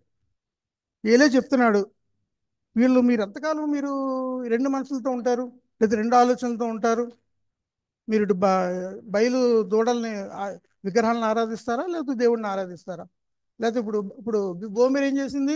భర్తను ఆలోచిస్తుందో, పక్కనేమో వ్యభిచారం గురించి ఆలోచిస్తారు. ఏది ముఖ్యమో వాళ్ళకి డిసైడ్ చేసుకోలేకపోతున్నారు. అలాగే జనులు నా నిబంధన అతిక్రమించి నా ధర్మశాస్త్రంను మీరి ఉన్నారు కనుక పక్షిరాజు వాలినట్టు శత్రువు యెహోవా మందిరంనకు వచ్చినని ప్రకటింపుము. పక్షిరాజు తెలుసు కదా, మా పైన ఎక్కడో ఉంటాడు. చిన్న ఆబ్జెక్ట్ని కూడా క్షణంలో తీసుకెళ్ళిపోతాడు వచ్చి పట్టుకొని. అలాగా నేను కూడా అట్లనే చేస్తానని హెచ్చరిస్తున్నాడు. ఈ విధంగా బయలుకి ప్రవక్తలు అంటే 450 మందికి వెళ్ళరంట ఒక బయలు చెప్పడానికి. అలాగే ఇంకోటి ఏంటంటే 13లో, హోషేయ 13 వారికి రాజు లేడంట.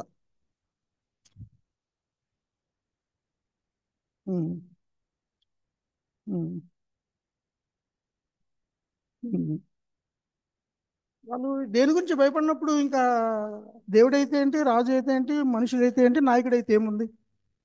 ఒక యాజకుడిగా సంఘంలో చెప్తున్నప్పుడు మాట వినకపోతే ఏమవుతుంది? పెద్దలైనా చెప్పాలి. పెద్దలకి ఎవరు చెప్పాలి?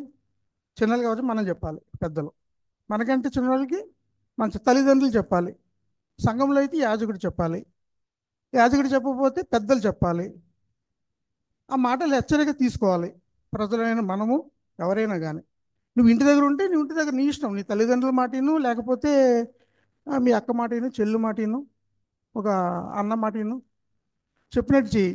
ఇక్కడ మందిరంలో వచ్చినప్పుడు ఎవరి మాట వినాలి? దేవుడి కోసం వచ్చినప్పుడు దేవుని మాట వినాలి కదా. మరి ఎవరి మాట వింటున్నాం? మన ఇక్కడ మనకు ఎవరు లేరు, మనకు చెప్పేవాడు ఎవరు లేడు, మన ఇష్టం. మన ఇష్టరాజ్యం, మన మన ప్రతి ఒక్కరి ఇందులో పార్ట్ ఉంది. ఉం?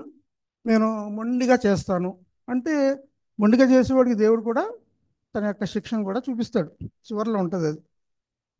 కాబట్టి ఏంటంటే మనం ఒక హృదయాల్ని ఇక్కడ నెమ్మదిపరచుకోవడానికి వస్తున్నాం. ఇక్కడ మనం చేసిన తప్పు కానీ ఎవరైనా నేనైనా కానీ ఏదైనా కానీ కాన్సెప్ట్ ఏంటంటే మనం నెమ్మదిగా ఉండాలి, ఇక్కడికి వచ్చి నెమ్మదిగా ఉండాలి, ప్రశాంతంగా ఉండాలి, ఆరాధన చేసుకోవాలి, దేవుని వైపు తిరగాలి, దేవుని దగ్గర మనకు క్షమాపణ కోరుకోవాలి, వెళ్ళిపోవాలి. అంతేగాని దాని గురించే మనం ఇంకా బయలుదేవతలాగా ఆలోచిస్తూ ఆ, దేవుడు నాకు లేడు కదా, రాజు లేడు కదా అని వారికి వారే చెప్పుకుంటున్నారు. నన్ను ఎవడు పట్టించుకుంటాడు, నన్ను ఎవడు చూస్తాడు, నేను ఎవరి మాట వినాలి, అది అవసరమా నాకు అనేసి దేవుడు తెలియజేస్తూ ఉన్నాడు విషయ ద్వారా.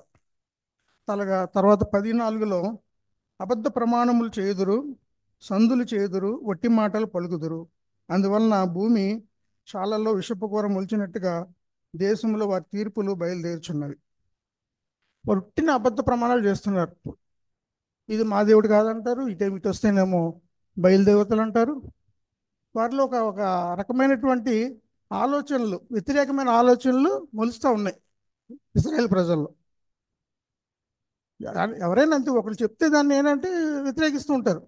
వాడికి నచ్చింది అయితే వాడు చేస్తాడు, ఆయనకి నచ్చినట్టుగా చేస్తాడు, కాబట్టి అదే ఆయనకి మంచి అవుతుంది. మనం చెప్తే ఎవరికైనా ఒక ఎక్స్ట్రా అతను నేను చెప్పానంటే అతనికి నచ్చదు. అందువల్ల ఏంటంటే అవిశ్వాసం ఎక్కువైపోయి వాళ్ళకి నిబంధన చేసుకోవడంలో సత్యాన్ని వదిలిపెట్టేస్తున్నారు. అది ప్రోవర్బ్స్ 12:22లో, సామెతలు 12:23 ఒకసారి చదవమ్మా.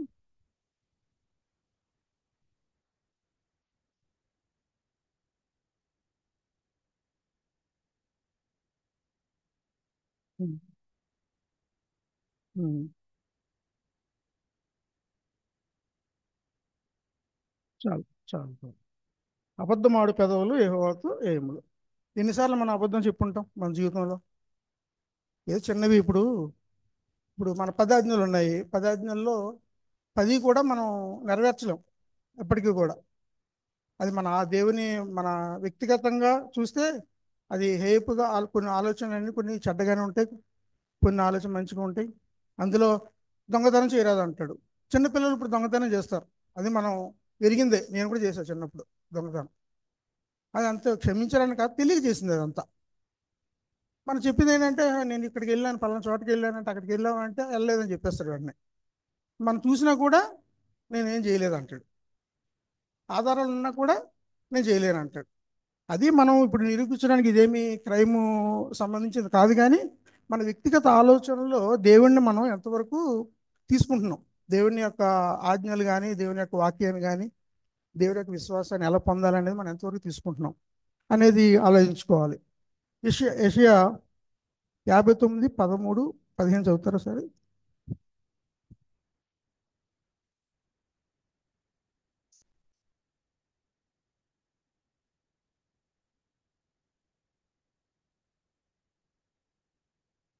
యాభై 59:13-15 కరెక్ట్?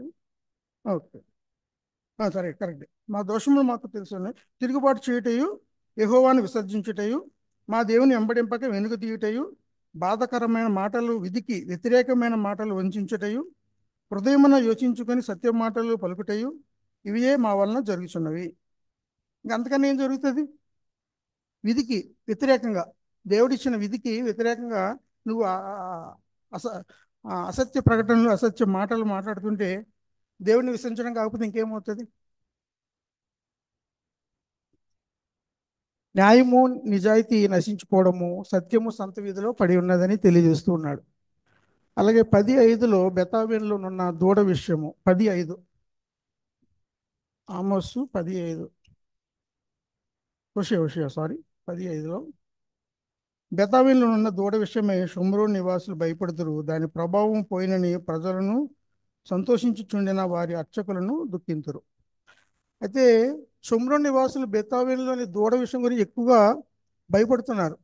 ఆ దూడ ఏం చేసింది అక్కడ? యాక్చువల్గా దాని బెతావెను అనగా బేతేల్ అని దేవుని గృహం, అది విగ్రహారాధన వల్ల అపవిత్రమైపోయింది. అది 1 రాజులు 12:28-30 యెరోబాము తన హృదయమందు తలంచాడంట. యెరోబాము 1 రాజులు 12:28-30 వరకు. యెరోబాము తన హృదయమందు తలంచి ఆలోచన చేసి ఈ 2 బంగారు దూడలు చేయించి జనులను పిలిచి యెరూషలేమునకు పోవటం మీకు బహు కష్టం.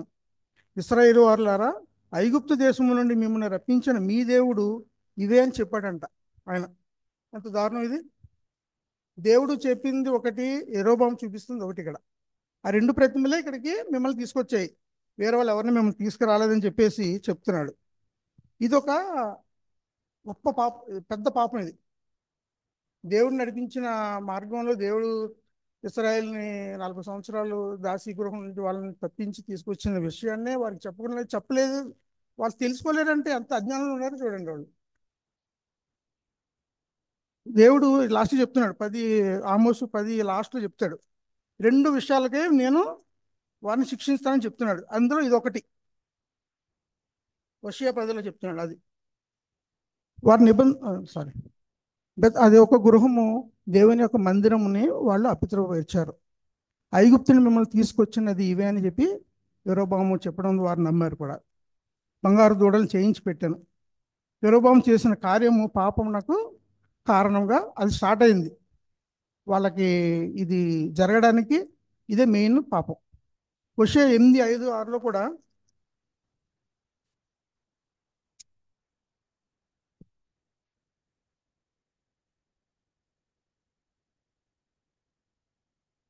ఆ, 8:5-5-6 హోషేయ.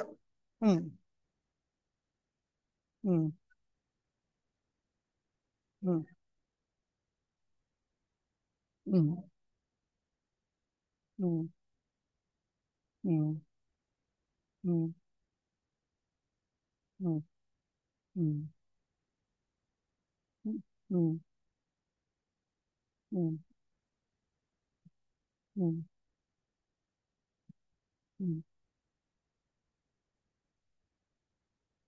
ఉమ్, ఉమ్,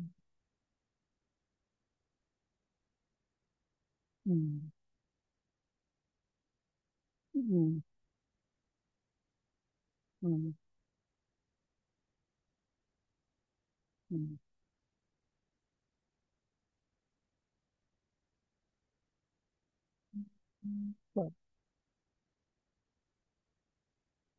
ఉమ్. చాలు. షోమ్రోను ఆయన నీ దూడను విగ్రహం విసర్జించను నా కోపం. వీరు నన్ను విసర్జిస్తున్నారు కానీ నిన్ను నేను విసర్జించలేకపోతున్నాను. ఎవరిని? బయలుదేవతలను. దేవుడిని అయినా విసర్జిస్తారట కానీ బయలుదేవతలను మట్టుకు విసర్జించరని వాళ్ళు చెప్తున్నాడు ఆ వాక్యంలో. చిన్న భిన్నములు అయిపోతాయంట. నేను నేను చెప్పింది మీరు చేయకపోతే గాలిని విత్తి ఉన్నారు. గాలి తెలుసు కదా, అది ఎంత పట్టినా మనకేం దొరకదు అది.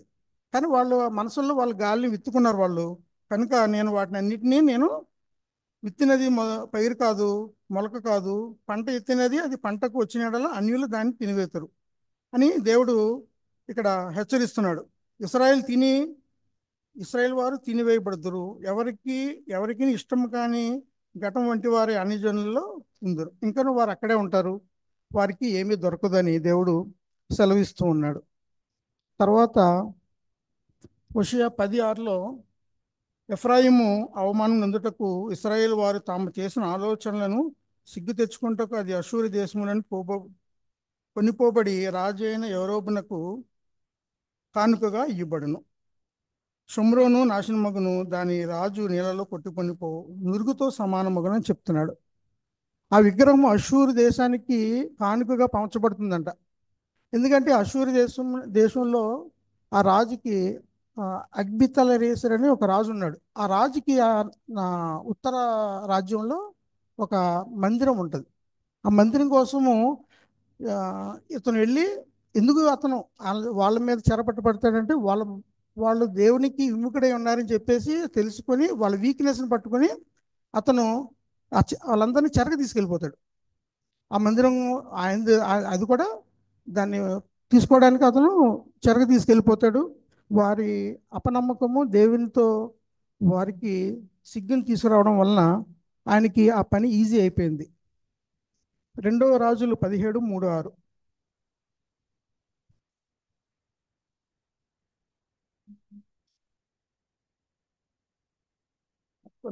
అతని మీదికి అశూరు రాజైన షల్మనేసరు యుద్ధమునకు రాగా హోషేయ అతని దాసుడే నన్ను పన్ను ఇచ్చువాడాయను.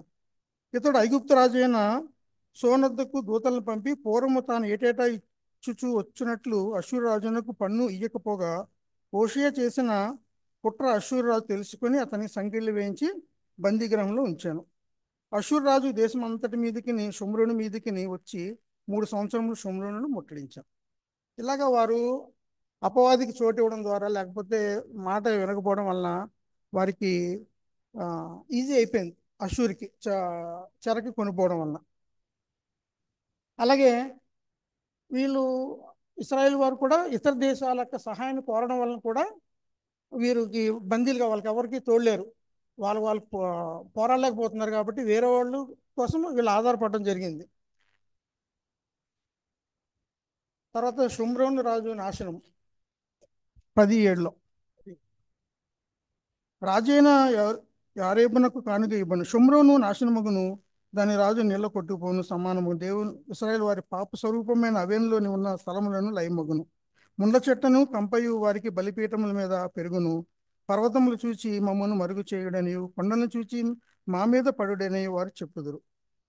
వారు ఈ పనులు చేయడం వలన దేవుని యొక్క ఉగ్రత వారి మీదకి వస్తూ ఉండబోతుందని వారికి తెలుస్తుంది. ఈ యొక్క విగ్రహాన్ని మరి ఎందుకు వీళ్ళు అంతగా ప్రేమిస్తున్నారు అని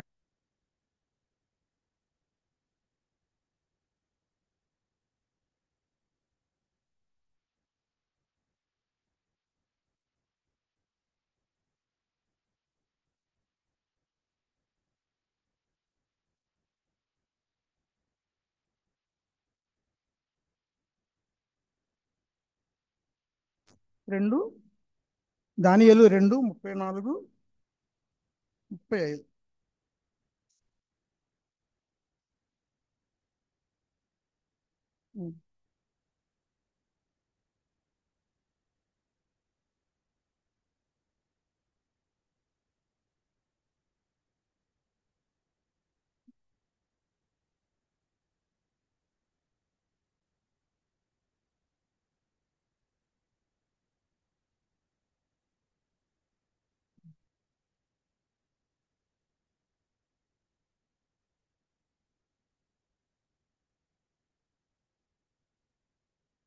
అవునండి. అది ఆ విగ్రహాలు దంచివేయబడ్డాయంట. దేవుని యొక్క సముఖమందు దంచివేయబడి పొట్టు ఇంకేముండదు, ఇంకా విగ్రహంలో పోత తప్పితే ఇంకేముండదు, ఏముండదు, అంతా గాలి బూడిదిగా చేస్తానని చెప్తున్నాడు ఇక్కడ. దంచబడి కళ్ళెంలో చెత్తవలే కాగా వాటికి స్థలం ఎచ్చటను దొరకంట. అప్పుడు మనం వరి పోగేసి దాన్ని ఎగరబోస్తూ ఉంటాం. ఆ పొట్టి గాలి వచ్చినప్పుడు ఎగిరిపోతూ ఉంటుంది, అది మళ్ళీ పైకి వెళ్ళిపోతూ ఉంటుంది, ఎక్కడ మనం దాన్ని పట్టుకోలేము, చేయలేము. అలాగే వీరిని కూడా ఈ ప్రతిమలను ఆచరిస్తున్న మీరు కూడా ఇశ్రాయేల్ ప్రజలు కూడా మీరు కూడా అట్లాగే కనుమరుగు అయిపోతారని హెచ్చరిస్తూ ఉన్నాడు. అలాగే తర్వాత పూజా స్థలాలు ఇశ్రాయేల్ వారి పాప స్వరూపమైన ఉన్నత స్థలాలు లయమైపోతాయి. బలిపీఠంపై ముండ్ల చెట్లు మరి కేకలను పడతాయి. భయంకరమైన తీర్పు వచ్చి దినములు వచ్చినాయి.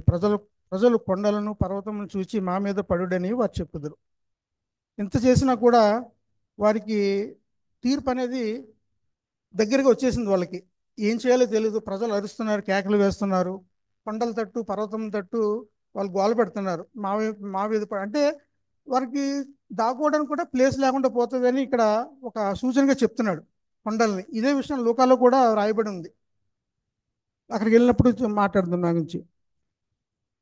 తర్వాత రెవల్యూషన్ 6:16.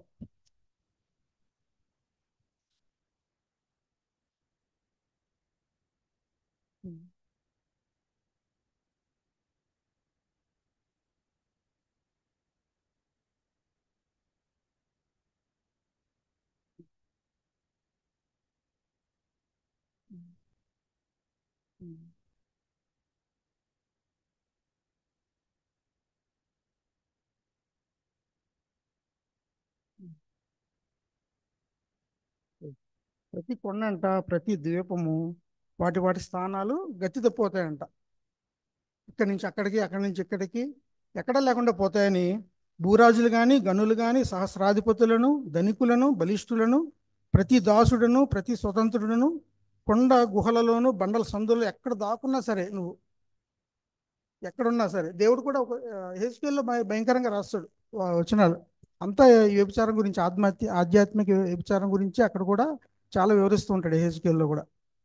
వాళ్ళు చదువుతుంటేనే అది కొంచెం ఒక టెన్షన్గా ఉంటుంది, భయంగా ఉంటుంది అసలు ఆ హెచ్కేల్ చదువుతుంటే. అలాగా మీరు ఎక్కడికి వెళ్ళినా మీరు తప్పించుకోలేరు. కాబట్టి దేవుడి ఉగ్రతను మీరు దాటకుడి.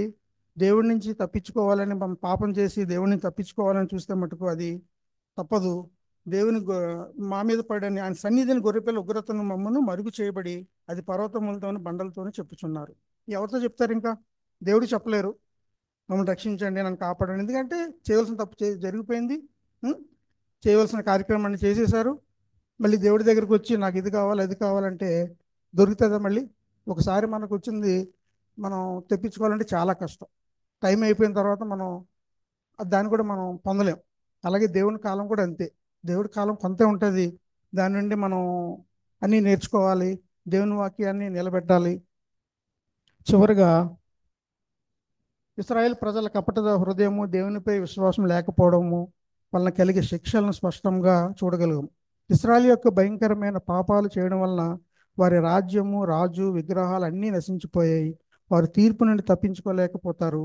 నొంద మనసుతో కాకుండా దేవునికి నమ్మకంగా, దేవునికి దగ్గరగా రావాలని మన ఆశీర్వదింపబడిన జీవితం దేవునికి మహిమను తెచ్చేవిగా, ఇతరులకు బ్లెస్సింగ్గా కలిగించాలి. అలాగే లూకా 27:31 నుంచి కూడా చెప్తున్నాడు, దేవుడు హెచ్చరిస్తున్నాడు. దేవుడు గొల్గొతాకి సిలువపై తీసుకెళ్తుంటే వారు స్త్రీలు అనేక మంది యెరూషలేము స్త్రీలని అక్కడ చెప్తున్నాడు, స్త్రీలారా రండి, విలపించండి, మేము విడిచిపెట్టబడి బహు బాధను అనుభవిస్తున్నాము. యూదా ప్రజలపై రాబోయే శిక్షకు ఇదొక సూచన. అక్కడ విలపిస్తున్న స్త్రీల్లో కూడా అక్కడ అవిశ్వాసం ఉన్నారు, విశ్వాసం ఉన్నారు. కానీ ఎవరు అన్నది ఎవరికి తెలియట్లే. అందరూ ఏడుస్తున్నారు.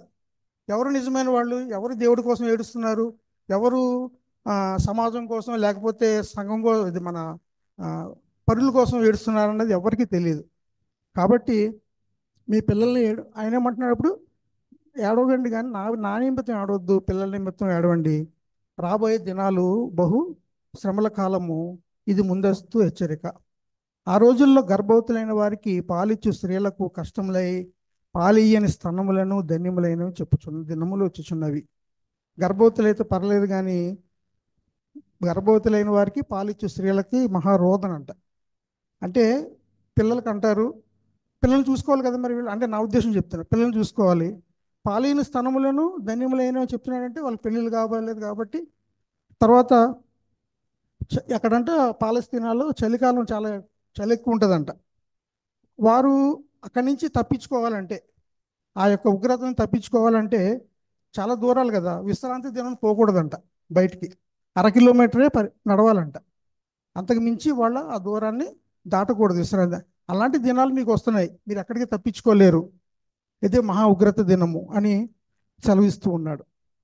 యుద్ధములో ధన్యమైన గర్భం గురించి 10:8 విషయాలు చెప్తున్నాడు. యుద్ధంలో ఆకలితో కష్టాలతో బాధపడే రోజులు వస్తాయి. వీరు పర్వతములతోనూ నాపైన పడిన కొండలతో కూడా మమ్మ కప్పివేయడని అక్కడ చెప్పిన మాట ఇక్కడ కూడా యేసుక్రీస్తు వారు మనకి తెలియజేస్తూ ఉన్నారు. కాబట్టి భయంకరమైన కలవరం, శిక్షలు, ప్రజలు భూమిలో కనిపించి పారిపోవాలని కోరుకునే పరిస్థితులు వస్తాయి. పర్వతములకు, గుట్టలకు మాపై పడి క్రీస్తు ప్రభువుకు కోపం నుండి మమ్మను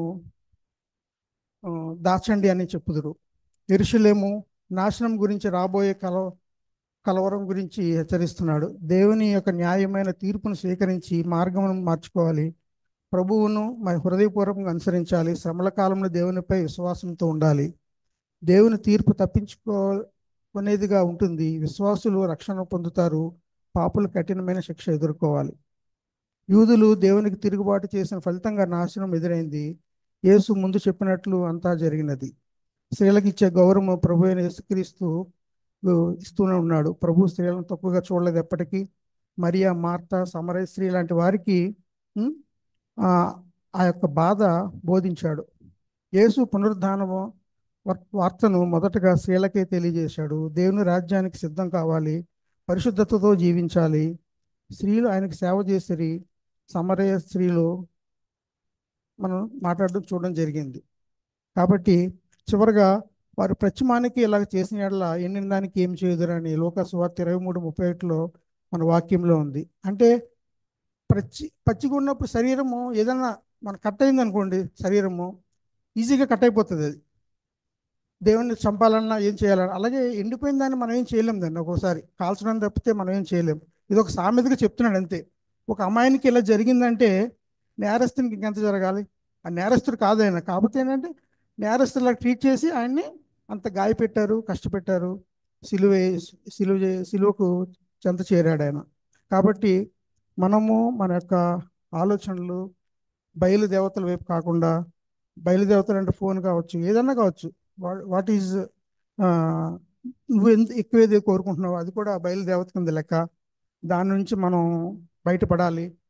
దేవుని వాక్యంతో మనం బయటపడాలి. ఆ విధంగా విశ్వాసాన్ని, ప్రేమను యేసుక్రీస్తు ద్వారా మనం పొందగోరాలి. మరి ఈ వాక్యాన్ని మరి దేవుడు నాకు చెప్పడానికి ఇచ్చిన సమయాన్ని బట్టి మరి ఇందులో తప్పులుంటే క్షమించమని కోరుచున్నాను. మరి ఇచ్చిన సమయాన్ని బట్టి దేవునికి వందనాలు తెలియజేస్తూ ముగిస్తూ ఉన్నాను. Thank you very much.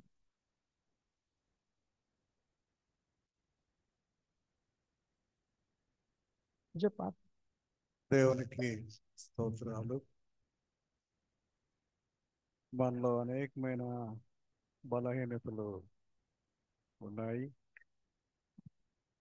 అందులో దేవుని యొక్క మాటను తృణీకరించి మనకిష్టమైన రీతిగా మన జీవితం గడపటం అనేది శిక్షకు దారి తీస్తుంది అనే హెచ్చరికను ఈ రాత్రికాల సమయంలో మనం విన్నాం. దేవునికి స్తోత్రాలు. ఆనంద గారికి ప్రత్యేకమైన వందనాలు. దేవుడి వారి యొక్క ఇప్పటి మనం బలపరచాలని మన అందరి ఆశ, ప్రార్థన. ఈ సందర్భంగా వారు మనకి భోజనం ఏర్పాటు చేశారు. సౌందర్యమణి గారికి, విజయకు, ఆనంద గారి కుటుంబానికి ప్రత్యేకమైన వందనాలు తెలియజేస్తున్నాం. రేపు ఉదయకాల సమయంలో మన ఆదివార ఆరాధన తిరిగి యథావిధిగా 10 గంటలకు ఆరంభం అవుతుంది. ప్రభురాత్రి భోజన సంస్కార ఆరాధన సిద్ధపడి రమ్మని మీకు మనం చేస్తున్నాం. మనందరం కలిసి 342వ సంగీతం పాడుకుని ప్రార్థన, ప్రభు ప్రార్థన దీవెనతో సెలవు తీసుకుందాం. నాకై చీల్చబడ్డగా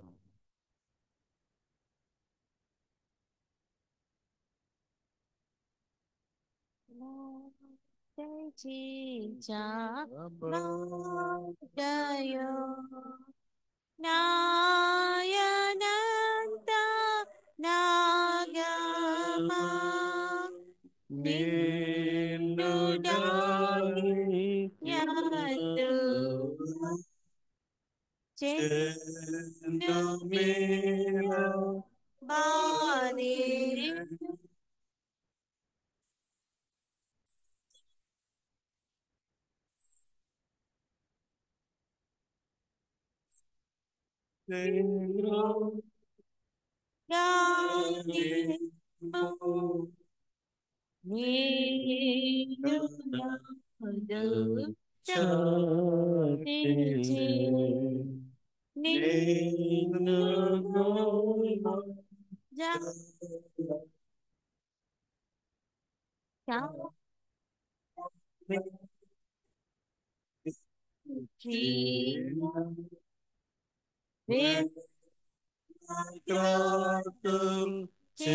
చేసిన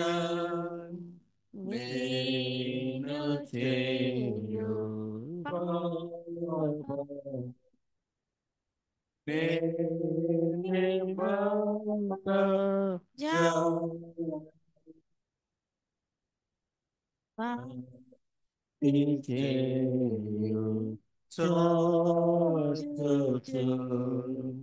మోటి సిల్వ చేరేదా దిక్కులేని వాటిని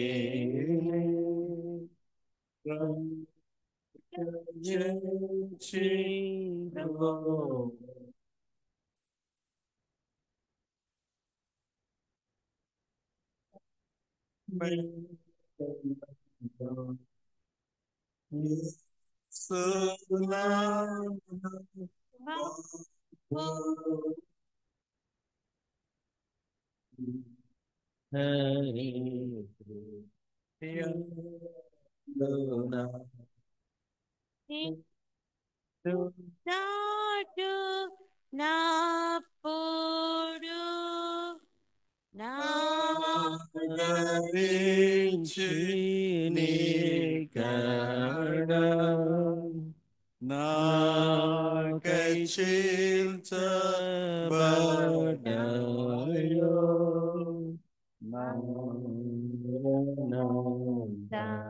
స్వైనమా నన్ను చేయుమా.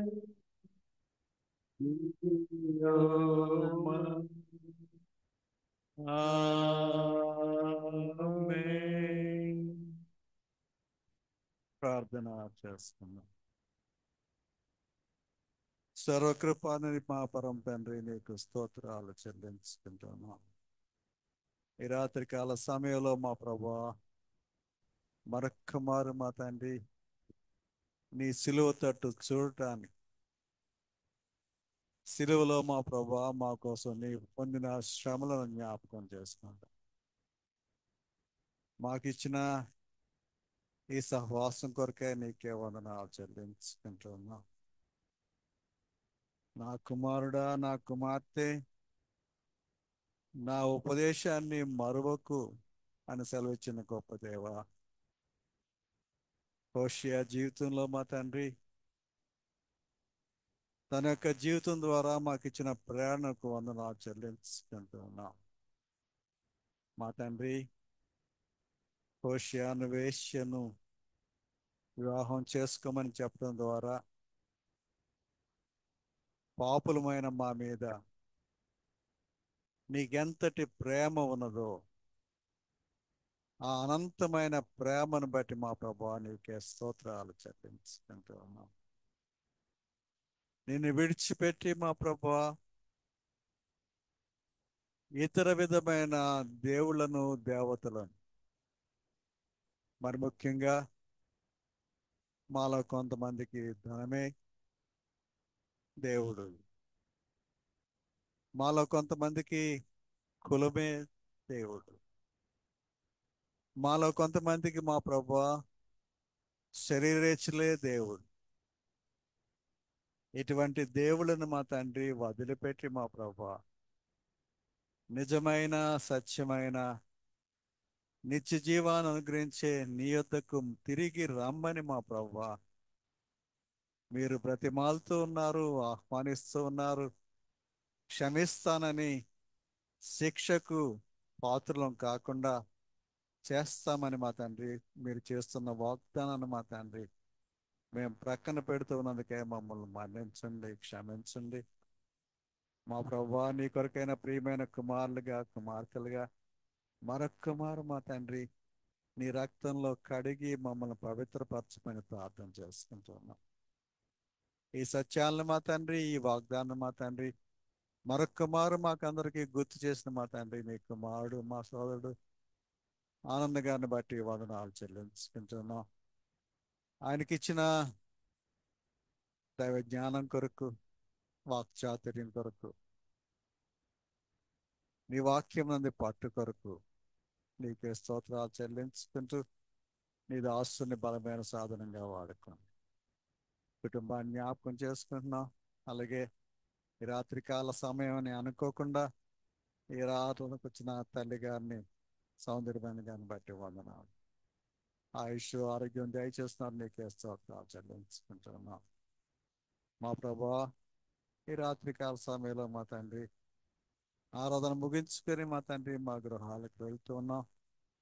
రేపు మా ప్రభా మరొక్క మారు ఉదయకాల సమయంలో నిన్ను ఆరాధించే సమయం, మరి ముఖ్యంగా మా తండ్రి నీవు మాకు ఆజ్ఞాపించినట్టుగా మా తండ్రి ప్రభాత్రి భోజన సంస్కారంలో పాల్గొనే ఆధిక్యత మా ప్రభు స్తోత్రాలు. దానికి మేము సిద్ధపడి ఇక్కడ చేరి మా తండ్రి నీ స్తుతించే కృపలో మమ్మల్ని నించుమని మా తండ్రి ప్రార్థన చేసుకుంటున్నాం. అలాగే మా తండ్రి జూమ్లో ఈ ఆరాధనలో పాలు పొందుతున్న ప్రతి విశ్వాసిని బట్టి, ప్రతి బిడ్డను బట్టి నీకు స్తోత్రాలు చెల్లించుకుంటూ మా ప్రభువా వారందరినీ మా తండ్రి దర్శించండి, వారి యొక్క ప్రార్థనలు అంగీకరించండి, వారి యొక్క ప్రతి అవసరత తీర్చమని ఈ రాత్రికాల దీవెనతో మమ్మల్ని పంపించమని మా ప్రభువును రక్షకుడైన యేసు స్వామి పేట వేడుకొంచున్నాం తండ్రి. పరలోకమందున్న మా తండ్రి, నీ నామం పరిశుద్ధపరచుకున్న గాక, నీ రాజ్యం వచ్చును గాక, నీ చిత్తం పరలోకమందు నెరవేరుతున్నట్లు భూమి యందును నెరవేరును గాక. మన వినాహారం నేడు మాకు దయచేయండి, మా ఎడల అపరాధములు చేసిన వారిని మేము క్షమించి ఉన్న ప్రకారం మా ప్రాణం క్షమించండి. తప్పించు రాజ్యము, శక్తి, మహిమ నిరంతరము ఆమేన్.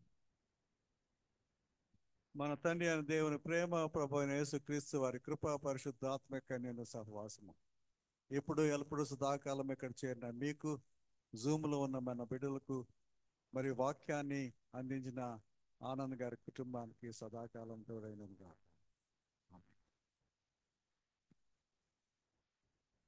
ఓ సంగమా సంగమా